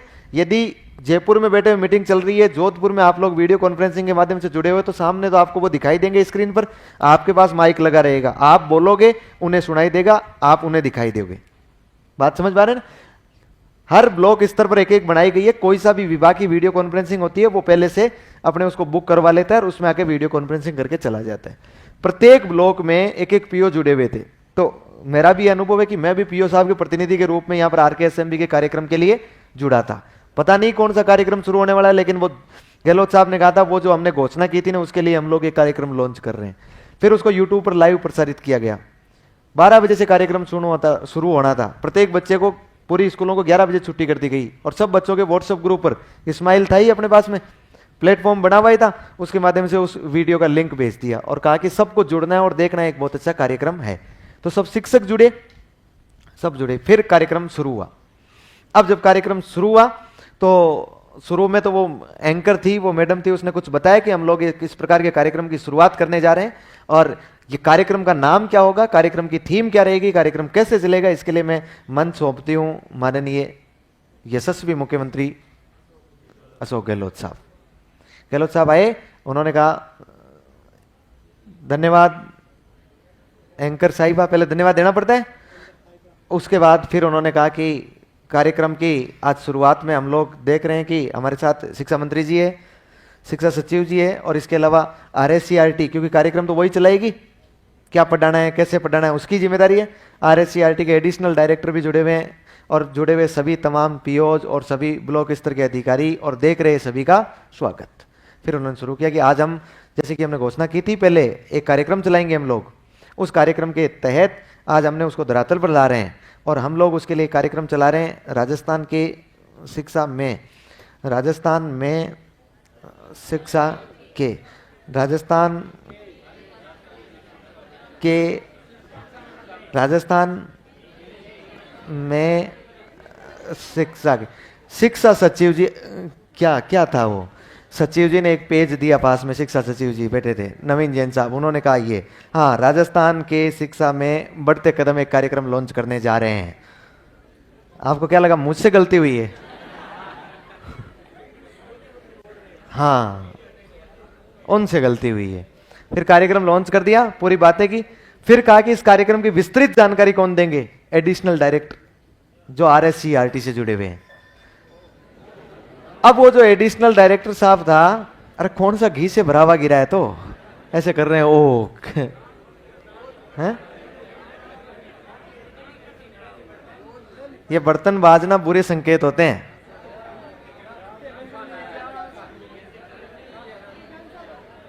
हाँ बर्तन बाजना बुरे संकेत होते हैं, ढंग से रह लो शाम को 8 बजे तक।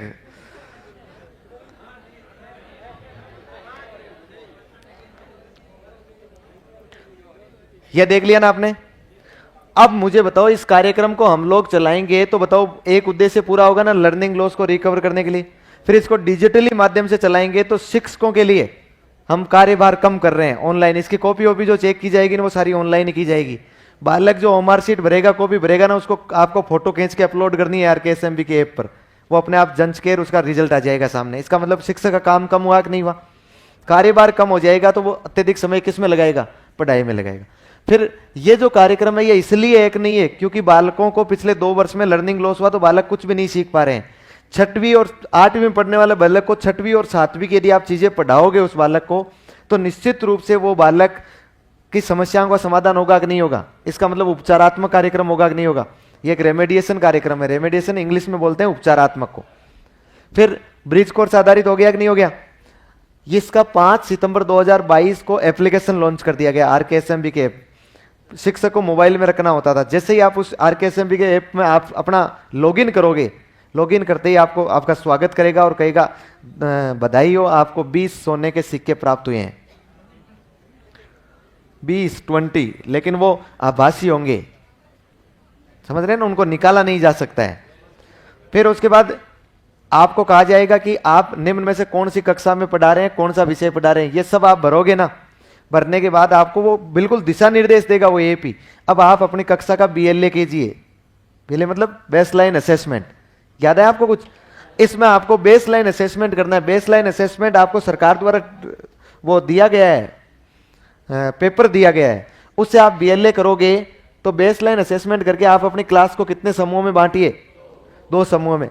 जिन बालकों के 60% से अधिक नंबर आए हैं वो A में, और जिनके 60 से कम आए हैं वो, याद करो हमने CCE में भी BLA किया था, उसमें हमने कक्षा स्तर की दक्षता वालों को A में रखा था और न्यून दक्षता वालों को यहां पर हमने किसके आधार पर रखा है? परसेंटेज के आधार पर। फिर इसके बाद में उस ऐप, जैसे ही आप लोग BLA करके उसमें डालोगे ना कि हमारी कक्षा में इतने बालक थे, इतने बालक A समूह में, इतने बालक B समूह में, फिर उन बालकों की अलग, अब की बार उनको ग्रुप अलग बना लेना है, अब की बार उनका ग्रुप अलग बनाना है। फिर उनकी फोटो खींचोगे, फोटो उसमें अपलोड करोगे, अपलोड होते ही आप कहेगा धन्यवाद, बधाई हो, आपको 20 सिक्के और प्राप्त हो गए हैं। इस तरह से जो भी काम करोगे ना उसमें सिक्के प्राप्त होते जाएंगे। हर महीने के लास्ट में जो मीटिंग होती है उसमें मॉनिटरिंग में ये कहा जाता है कि किस शिक्षक के कितने सिक्के प्राप्त हुए हैं। जिसको कम प्राप्त हुए हैं इसका मतलब उसने काम कम किया है, और ज्यादा प्राप्त हुए हैं मतलब काम ज्यादा किया है। नोटिस आता था राजस्थान स्कूल शिक्षा परिषद से, वहां से नोटिस निकलता था कि जिस शिक्षक को इस महीने में 500 से कम सिक्के प्राप्त हुए हैं उन्हें कारण बताओ नोटिस जारी किया जाए। समझ पा रहे हैं? इसका मतलब काम तो ऑनलाइन हो गया। फिर यह कार्यक्रम किसके लिए चलेगा? तो कार्यक्रम चलेगा क्लास 1 से 8 तक के लिए। किसके लिए? 1 से 8 तक के लिए चलेगा। 1 से 8 तक के लिए केवल 3 सब्जेक्ट की बात है। कौन से? 3। 2 तो वो FLN फाउंडेशनल लिटरेसी वाले, आगे पढ़ाऊंगा मैं। एक तो हिंदी और एक गणित और एक साथ में अंग्रेजी। देखिए आपको पूछा जाएगा आरकेएसएमबीके में कौन सा सब्जेक्ट नहीं है, तो इसमें एक साथ में ऑप्शन में होगा विज्ञान। हम लोग सोचेंगे कि यार हार्ड तो क्या होता है, तो विज्ञान, अंग्रेजी और गणित को हम सामान्यतः कठिन सब्जेक्ट मानते हैं, इसलिए हिंदी को नहीं मानते हैं। लेकिन इसमें क्या सम्मिलित है, हिंदी, गणित और अंग्रेजी। इसके बाद में इसमें इस आरएससीईआरटी द्वारा अब उन बालकों को कैसे पढ़ाएंगे, तो उनके लिए अलग से किताबें निकालनी पड़ेगी। उनको जैसे 8वीं क्लास का बालक है तो उसको 6वीं और 7वीं पूरा कोर्स तो पढ़ा नहीं सकते, इसलिए उनमें से छांट के और उनके लिए एक एक वर्कबुक तैयार की थी। किसने, आरएससीईआरटी ने, प्रत्येक क्लास के लिए। उस वर्कबुक में इतनी चीजें लिखी हुई थी कि यदि वो बालक उस वर्कबुक को उस क्लास के साथ पढ़ता तो पीछे का सारा नॉलेज उसको हो सकता था। बहुत अच्छी लिखी गई थी, बहुत सुंदर लिखी गई थी वर्कबुक। रोजाना के एक एक कार्यपत्र बालकों को क्या करना था, हल करना था उसमें। और वो जो कार्यपत्र हल करेंगे उसके लिए उनको अलग टाइम दिया गया। जैसे जुलाई से सितंबर तक 3 महीने में तो वो बालक लगातार 4 क्लास उन वर्कबुक को देंगे, और 8 में से रोजाना की, और शेष 70 रह गया जिसमें 2 क्लास किसको देंगे, वो लोग 2 क्लास इन वर्कबुक को देंगे पूरे 70 में, और बाकी देंगे अपनी पढ़ाई को। इसका मतलब ये भी तो पढ़ाई है। इन बालकों के 3 सब्जेक्ट तो क्लियर हो रहे हैं कि नहीं हो रहे हैं, कौन सा, हिंदी, मैथ्स और इंग्लिश क्लियर हो रहे हैं। फिर इसके बाद में प्रत्येक कक्षा की जो वर्कबुक निकाली गई थी, ब्रिज कार्य पुस्तिका निकाली गई, उसका अलग अलग नाम रखा गया था, वो आपसे पूछा जाएगा। पहली क्लास की जो वर्कबुक थी ना 3 सब्जेक्ट की, उनके नाम थे प्रथम। दूसरी क्लास की जो वर्कबुक थी पल्लव। तीसरी क्लास की थी, चौथी और पांचवी की एक ही था, चौथी और पांचवी के लिए सेम वर्कबुक थी, मतलब उसका नाम क्या था, प्रयास। 6 और 7 की सेम थी, उसका नाम क्या था, परवय। और 8 के लिए प्रकर। ध्यान रह जाएगा। फिर इस कार्यक्रम को आगे बढ़ाया हमने, और आगे बढ़ा के हमने कंप्लीट कर दिया। अलग अलग थी, तीनों सब्जेक्टों के नाम एक ही थे। जैसे प्रखर हिंदी, प्रखर गणित, प्रखर अंग्रेजी। समझ गए ना। इस तरह से कुल मिला के 18 ब्रिज कार्य पुस्तिकाएं जारी की थी, वर्कबुक थी। इसको हमने एक सेशन के लिए लॉन्च किया था, लेकिन कहा गया कि इस कार्यक्रम भी एक अच्छा है। फिर सरकार ने कहा इसकी जब गुणवत्ता देगी तो कार्यक्रम भी अच्छा है, इसमें सुधार भी हुआ। और फिर दूसरी बात, बालकों में इतना सुधार नहीं हो पाया जितना लॉस हुआ था, इसलिए हमने इसको अगले सत्र में और चलाया। तो हमने एक सत्र में और चला दिया। इसके लास्ट में पेपर आते थे, जैसे बोर्ड परीक्षा में पेपर होते हैं ना 10वीं 12वीं में, वैसे बिल्कुल आपके आरपीएससी के पेपर आते हैं ना, पॉलिथीन में पैक हो गए छपके, वैसे पेपर आते थे। और आरकेएसएमबी के 1, 2 और 3 वर्ष में कितने होते थे, 3 होते थे। बात समझ रहे हैं। फिर अब मुझे बताइए ये कार्यक्रम कितना सुंदर था, कितना अच्छा कार्यक्रम था। यदि बच्चा उस वर्कबुक को रोजाना का एक कार्यपत्रक भर के सीख जाए तो स्कूल एजुकेशन में उसको दिक्कत नहीं होती थी। इतनी अच्छी वर्कबुक लिखी गई थी वो। हमारे पास जैसे ही वर्कबुक पहुंची, वर्कबुक पहुंचते ही 15 जुलाई 11 जुलाई को कार्यक्रम था, लगभग 20 जुलाई के आसपास वर्कबुकें हमारे पास आ गई थी।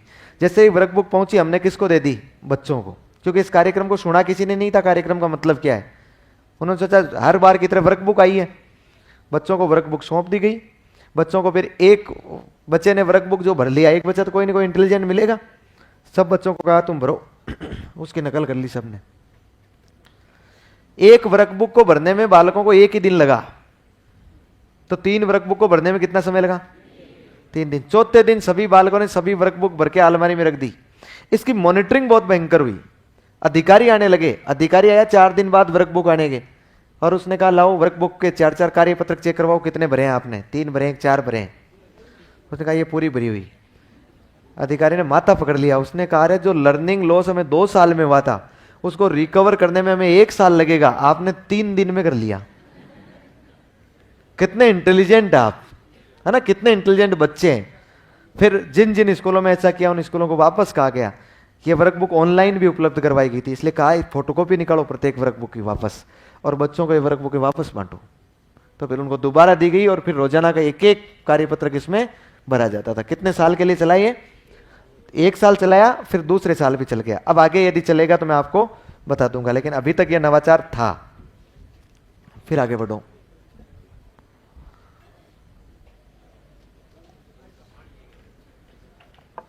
और कौन सा नवाचार है,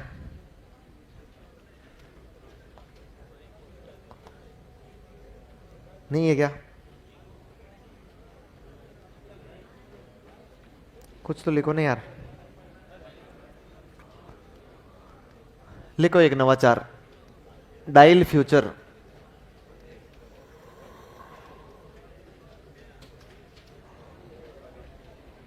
डायल फ्यूचर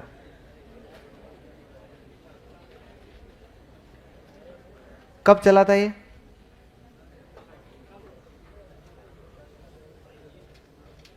ये चला था 27 जून 2023। डायल, मोबाइल नंबर डायल करना, डायल फ्यूचर,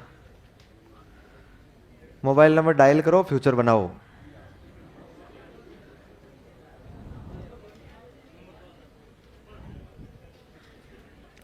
कह रहे नंबर 2, नंबर बेटा प्राप्त करने पड़ते हैं, लेने पड़ते हैं, दिए नहीं जाते हैं। डायल फ्यूचर 27 जून 2023 कौन सी सरकार का है? लिख लो, राज्य सरकार का नवाचार। राज्य सरकार का नवाचार कौन सी कक्षा के लिए है?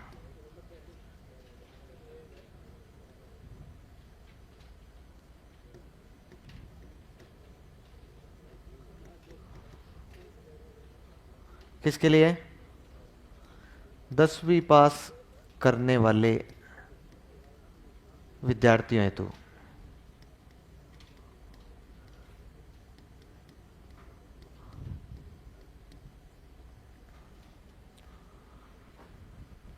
इसकी तारीख के बारे की याद नहीं रखनी है ना, ये तो जब सेशन चला था ना तब चलाया गया था इसको। ये अब की बार वाला सेशन चला ना जो पिछला गया है, तो 27 जून से वापस स्कूलें खोली थी, तो उस समय इसको चलाया गया। क्यों चलाया गया? देखो, बच्चा जब 10वीं पास करता है तो उसके सामने बहुत बड़ा संकट होता है कि मैं कौन सा स्ट्रीम चेंज करूं, चूज करूं। फिर जब उसने स्ट्रीम भी ले लिया, मान लीजिए आर्ट्स ले लिया या साइंस ले लिया, तो उसके बाद में उसके दिक्कत आ जाती है कि उसमें विषय कौन से लूं, सब्जेक्ट कौन से लूं। और बच्चों को गांव में कोई बताने वाला होता नहीं है, और बिना गाइड के अभाव में वो बालक गलत विषय चूज कर लेता है, फिर आगे जाकर पूरे जीवन भर पछताता है कि इससे अच्छा तो ये ले लेता तो ठीक रहता। सरकार ने ये किया, सरकार ने प्रत्येक स्कूलों में एक एक लेक्चरर को पथ प्रदर्शक बना दिया। क्या बनाया? मतलब रास्ता दिखाने वाला। और जो पथ प्रदर्शक बना दिया, फैसिलिटेटर बना दिया, और उसके मोबाइल नंबर जगह जगह गांव में प्रसारित करवा दिए, गांव में लिखवा दी गई, और उसने एक टेबल लगवा दी गई उसको स्कूल में, एक मतलब एक टेबल लगा के बैठ गया वो। अब कोई भी बालक जिसने 10वीं पास किया हाल ही में, वो बालक या तो उसके पास जाके काउंसलिंग ले सकता है, या फिर उसे फोन पर काउंसलिंग ली जा सकती है, और वो उसे पूछ सकता है कि यदि मैं इस सब्जेक्ट को लेता हूं तो क्या फायदे होंगे और क्या नुकसान होंगे। वो उसे गाइड करेगा कि आप ये सब्जेक्ट लोगे तो ये फायदा होगा, ये सब्जेक्ट लोगे तो ये फायदा, मतलब पूरी काउंसलिंग देगा उसको। इस कार्यक्रम को नाम क्या दिया गया? Dial future. लिखो, इसके तहत कक्षा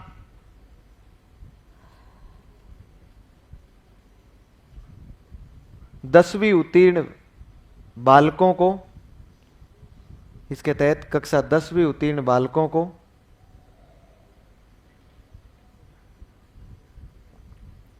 स्ट्रीम, स्ट्रीम मतलब संकाय, संकाय होता है ना, अब लिख के दूं, नहीं लिख के दूंगा मैं। सह होता है ना, सह पोर सांसी, संकाय,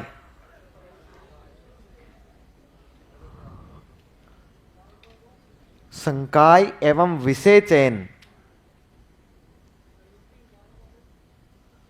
उत्तीर्ण बालकों को संकाय एवं विषय चयन के लिए परामर्श देना, के लिए परामर्श दिया जाता था।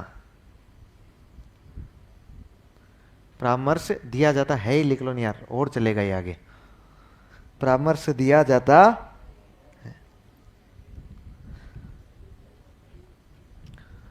नेक्स्ट लाइन में लिखो, जिसके लिए एक शिक्षक को, जिसके लिए एक शिक्षक को पथ प्रदर्शक नियुक्त किया गया,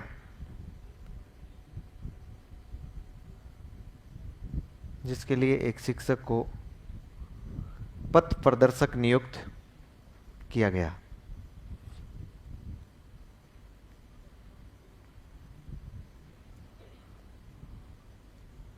जिसके लिए एक शिक्षक को पथ प्रदर्शक नियुक्त किया गया।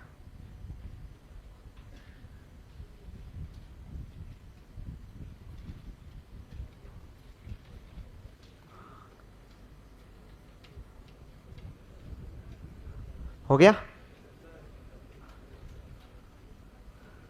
कार्यक्रम पूरा हो गया है? संकाय को अंग्रेजी में स्ट्रीम बोलते हैं, हिंदी में संकाय बोलते हैं। आपने 12वीं पास किए क्या? किस संकाय से? क्या सब्जेक्ट था आपके? कला था या मतलब आर्ट्स था, साइंस था, कॉमर्स था? उस आर्ट्स को बोलते हैं संकाय, मतलब एक समूह को, एक समूह को बोलेंगे हम लोग संकाय। आजकल ये बाध्यता खत्म कर दिए, अब अभी तो है, अब खत्म करेंगे नई शिक्षा नीति में। हो गया? अगला कार्यक्रम लिखो।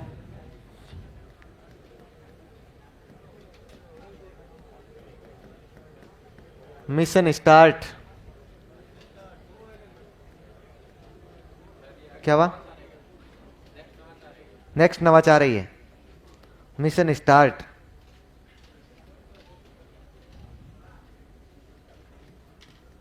शिक्षक दिवस के अवसर पर लॉन्च किया गया था 5 सितंबर 2023 को।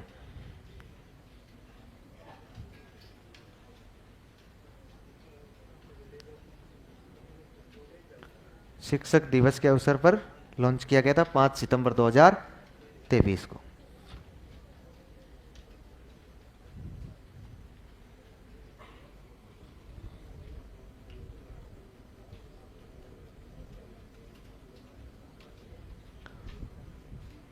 क्या था ये? नवाचार था। कोई बता सकता है कि मुझे मिशन स्टार्ट के बारे में एक लाइन? मतलब राज्य सरकार ने एक नवाचार किया, जिन जिन शिक्षकों के पास गाड़ियां और मोटरसाइकिल थी वो स्टार्ट नहीं हो रही थी, उनके लिए एक धक्का देने वाला लगाया गया। यही था ना, क्यों एक पीछे से धक्का लगाए और गाड़ी क्या हो जाए? स्टार्ट हो जाए। और इसका नाम क्या था? लिख लो, यही था। ये हो सकता है क्या? अनुमान लगाओ, ऑप्शन दूं? ऑप्शन दूं तो फिर अभी ऑप्शन भी मैं उल्टे सीधे दूंगा, फिर गलत करोगे, रहने दो, मैं बता ही देता हूं।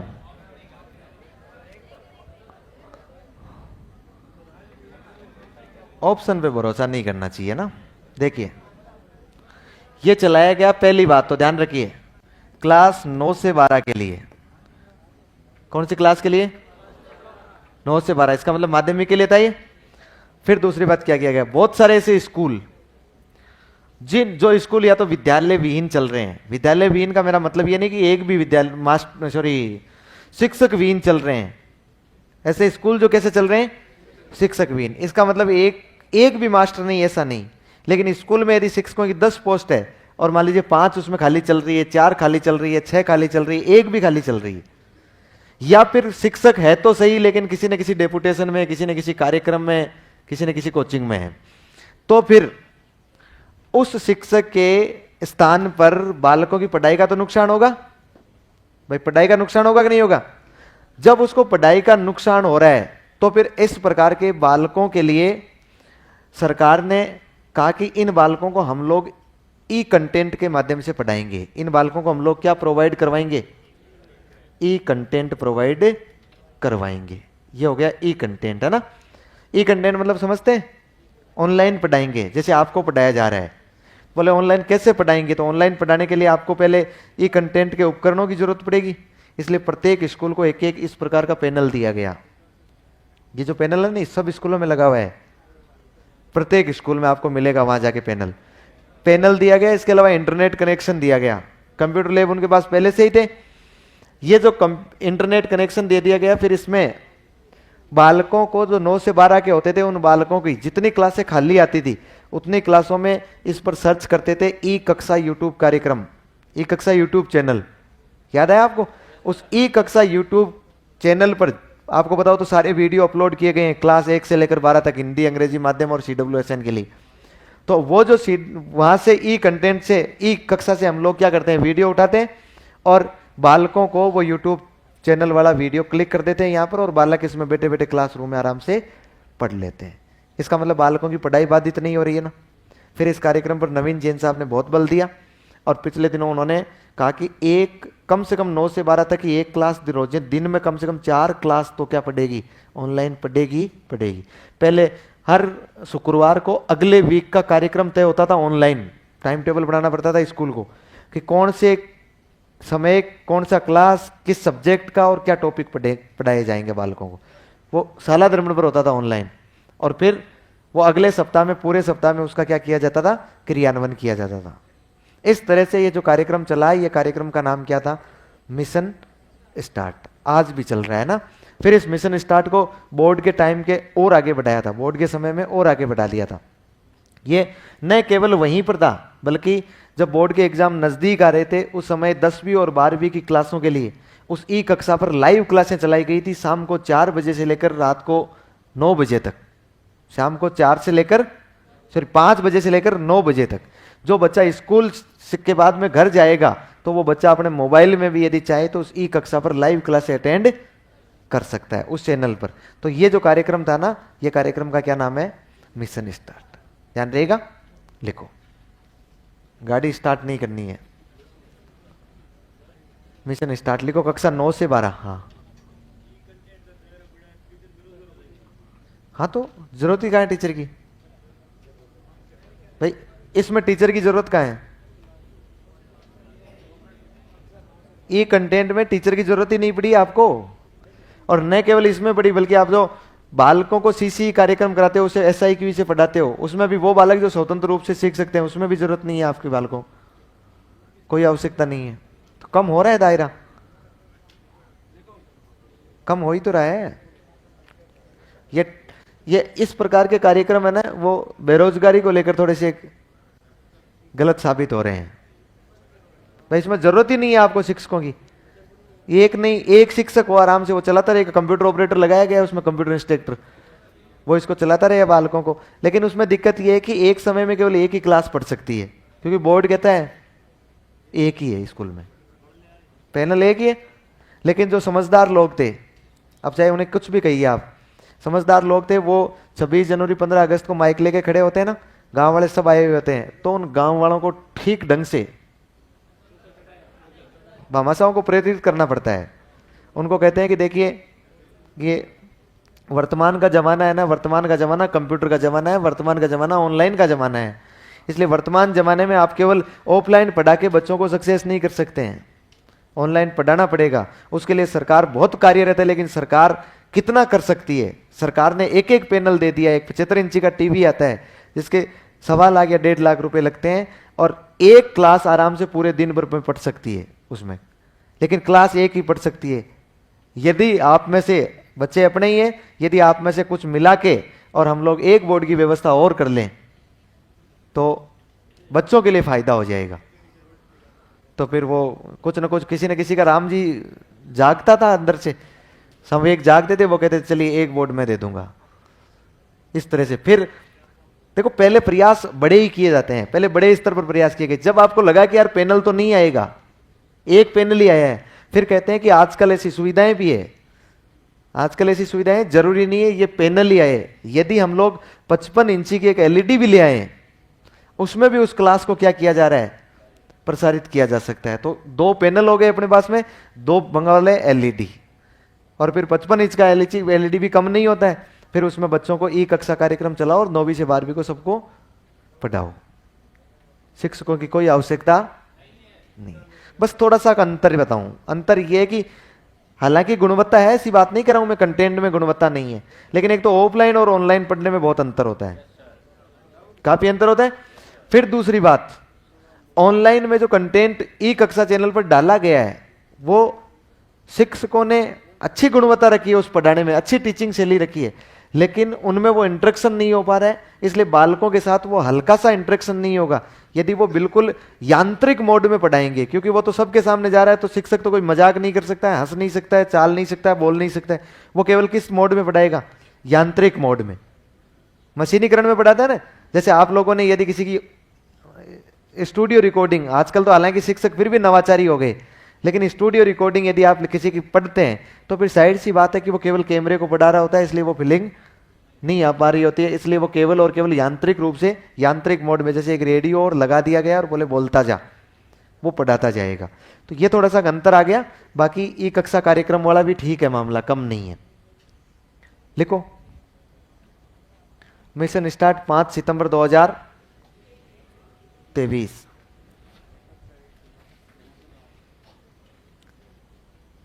अच्छा एक बात बताइए मुझे, आपने एक शिक्षा वाणी कार्यक्रम देखा है ना? शिक्षा वाणी कार्यक्रम देखा है? शिक्षा वाणी की चर्चा कर रहा हूं मैं केवल। शिक्षा वाणी कार्यक्रम कितने मिनट का आता था? याद आया आपको? एक नई चीज से जोड़ रहा हूं, शिक्षा वाणी कार्यक्रम 55 मिनट का आता है। कितने मिनट का? लेकिन ये तो एक कोविड के दौरान चलाया गया कार्यक्रम, एक नहीं है। बिना कोविड के ही आरएससीआरटी ने एक रेडियो पर प्रसारण शुरू कर रखा है। किसने? आरएससीआरटी ने। लेकिन किसके लिए कर रखा है? केवल बोर्ड की कक्षाओं के लिए। किसके लिए? बोर्ड की कक्षाओं के लिए। इसका नाम कुछ भी नहीं है, रेडियो पर प्रसारण देता है वो, क्लास 10 और क्लास 12 के लिए। कब से शुरू करता है? जुलाई से शुरू करता है, और बोर्ड की परीक्षाएं होती है उससे पहले तक चलता है। ऑल इंडिया रेडियो से उसने स्लॉट खरीद रखा है आरएससीआरटी ने 20 मिनट का। कितने का? 20 मिनट का। रोजाना दिन में 12:35 से लेकर 12:55 तक यह कार्यक्रम प्रसारित होता है, जो 2022-23 सेशन में भी हुआ, 23-24 सेशन में भी हुआ। इस कार्यक्रम का उद्देश्य होता है उन बालकों को केवल शिक्षा ही नहीं देना, बल्कि उन बालकों को प्रोत्साहित करना, उन बालकों को मोटिवेट करना कि उन्हें शिक्षा में, बोर्ड की परीक्षा में किसी प्रकार का भय उत्पन्न नहीं हो, उससे वो डरे नहीं, अच्छी तरीके से वो समय प्रबंधन करे और अच्छी तरीके से परीक्षा दे। तो ज्ञान भी दिया जाता है और साथ में क्या किया जाता है? उन्हें मोटिवेट भी किया जाता है। देखिए, शिक्षा वाणी का नाम आए ना तो ध्यान रखना है 55 मिनट। यदि सीधा कार्यक्रम नाम दे दिया, यदि उसने लिखा कि बालकों के लिए रेडियो पर प्रसारण पिछले दिनों शिक्षा विभाग द्वारा कितने समय का किया गया, तो इसका मतलब है वो शिक्षा वाणी नहीं है, कोविड वाली नहीं है। वो क्या है फिर? 20 मिनट वाला ये आरएससीआरटी द्वारा जो कार्यक्रम दिया जाता था ना, इस कार्यक्रम की बात है। समझ जाएंगे? तो इन दोनों को थोड़ा थोड़ा नोट करो आप। पहले तो आप लोग क्या लिख रहे हैं? Mission start. मिशन स्टार्ट को स्टार्ट कीजिए। कर दिया? 5 सितंबर 2023 को। फिर नेक्स्ट लाइन मिल गई, कक्षा 9 से 12। फिर लिखो उद्देश्य। उद्देश्य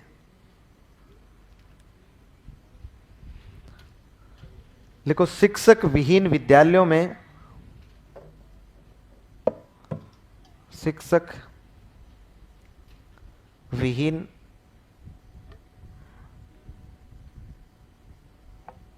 विद्यालयों में, शिक्षक विहीन विद्यालयों में बालकों को ई कंटेंट के माध्यम से शिक्षा देना। ई कंटेंट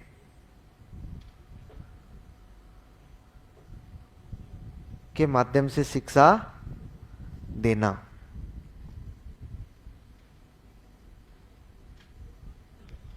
नेक्स्ट लाइन में लिखो, उद्देश्य हो गया ना। नेक्स्ट लाइन में लिखो, इसके लिए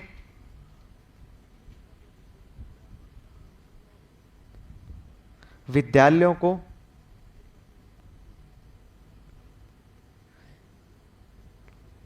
इसको कौन सा पैनल बोलते हैं हम?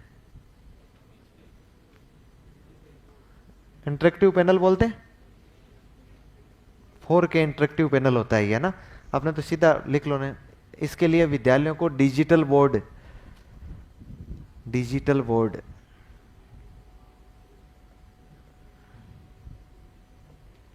उपलब्ध करवाए गए।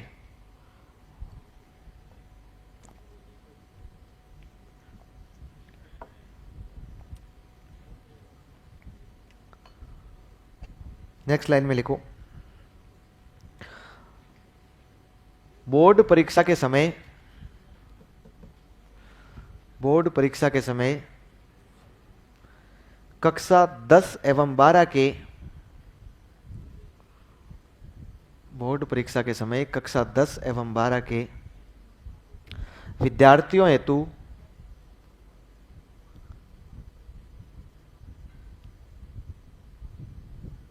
कक्षा 10 एवं 12 के विद्यार्थियों हेतु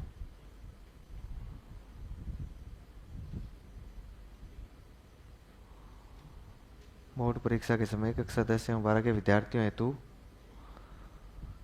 ई कक्षा यूट्यूब चैनल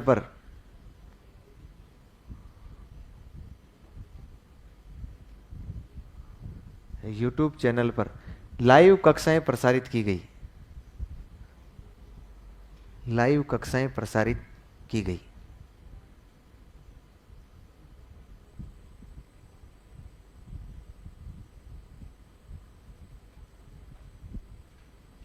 हो गया?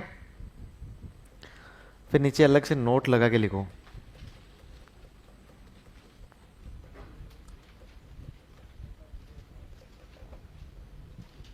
नोट लगा के लिखो, शिक्षा विभाग द्वारा, शिक्षा विभाग द्वारा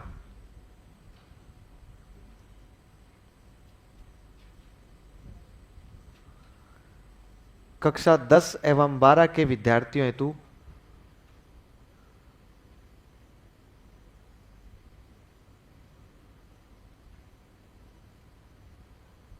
कक्षा 10 एवं 12 के विद्यार्थियों हेतु विषय वस्तु के साथ साथ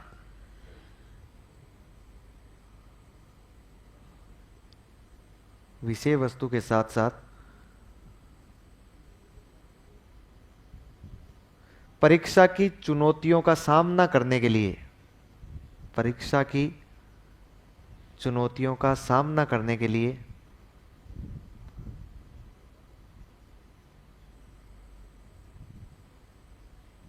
सामना करने के लिए 20 मिनट का 20 मिनट का कोष्टक में लिखो 12:35 से 12:55 तक।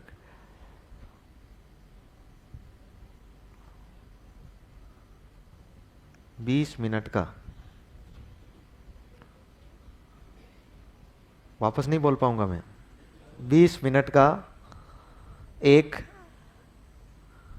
रेडियो पर कार्यक्रम प्रसारित किया जाता है।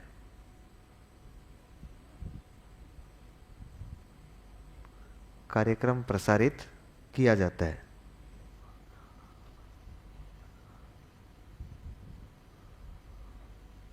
तारतम्यता बन गई क्या लाइन में?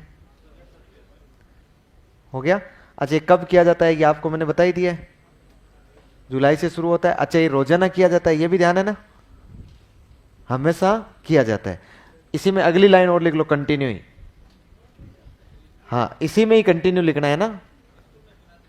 क्या? नहीं नहीं, स्कूल में सुनाने वाला सुन ले बोले। हाँ, तो वास्तव में ये इसलिए कि स्कूल में बैठ के बालकों को सुनाएं, स्कूल में बैठ के बालकों को सुनाएं, स्कूल के लिए ही है। लेकिन बोर्ड परीक्षाओं से पहले आपको पता है उनको छुट्टी हो जाती है तैयारी की, लगभग महीने भर की। उस टाइम अच्छे कार्यक्रम इसमें प्रसारित किए जाते हैं ताकि वो चुनौतियों का सामना कर सके। हाँ, स्कूल में बैठ के सुने भले सुनाते हैं स्कूल में, लेकिन अब किसी को पता ही नहीं हो तो वो एक अलग बात होती है स्कूल वालों को कि भाई ऐसा कार्यक्रम चल रहा है क्या। लिख लो, यह नहीं, कंटिन्यू लिखना है और यह को काटना है और ये लिखना है इसका। मान लो अब एक बार और कटवा दूं इसका को, तो क्या हालत हो आपकी है ना? देखो, इसका शिक्षा वाणी से कोई संबंध नहीं है, इसका शिक्षा वाणी से कोई संबंध नहीं है।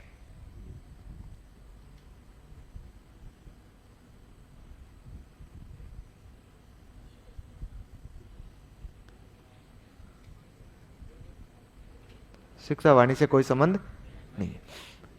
अगला नवाचार लिखो।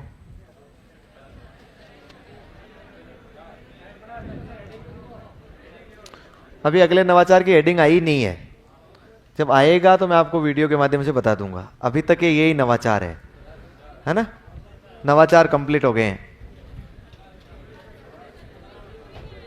क्या?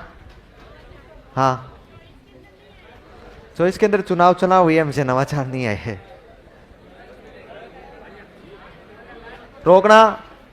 रुकना 2 मिनट के लिए। हाँ,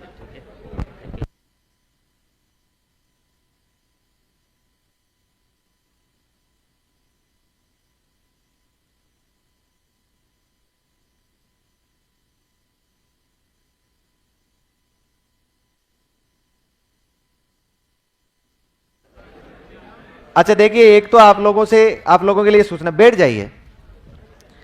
यदि कितना ही जल्दी भाग लेंगे तो भी वो रोटी बनाने में उतना ही टाइम लगेगा। एक तो आपके लिए सूचना ये है कि आप लोग फैकल्टी का फीडबैक भर दीजिएगा, आपके ऐप पर है ना, शायद बताया गया होगा आपको।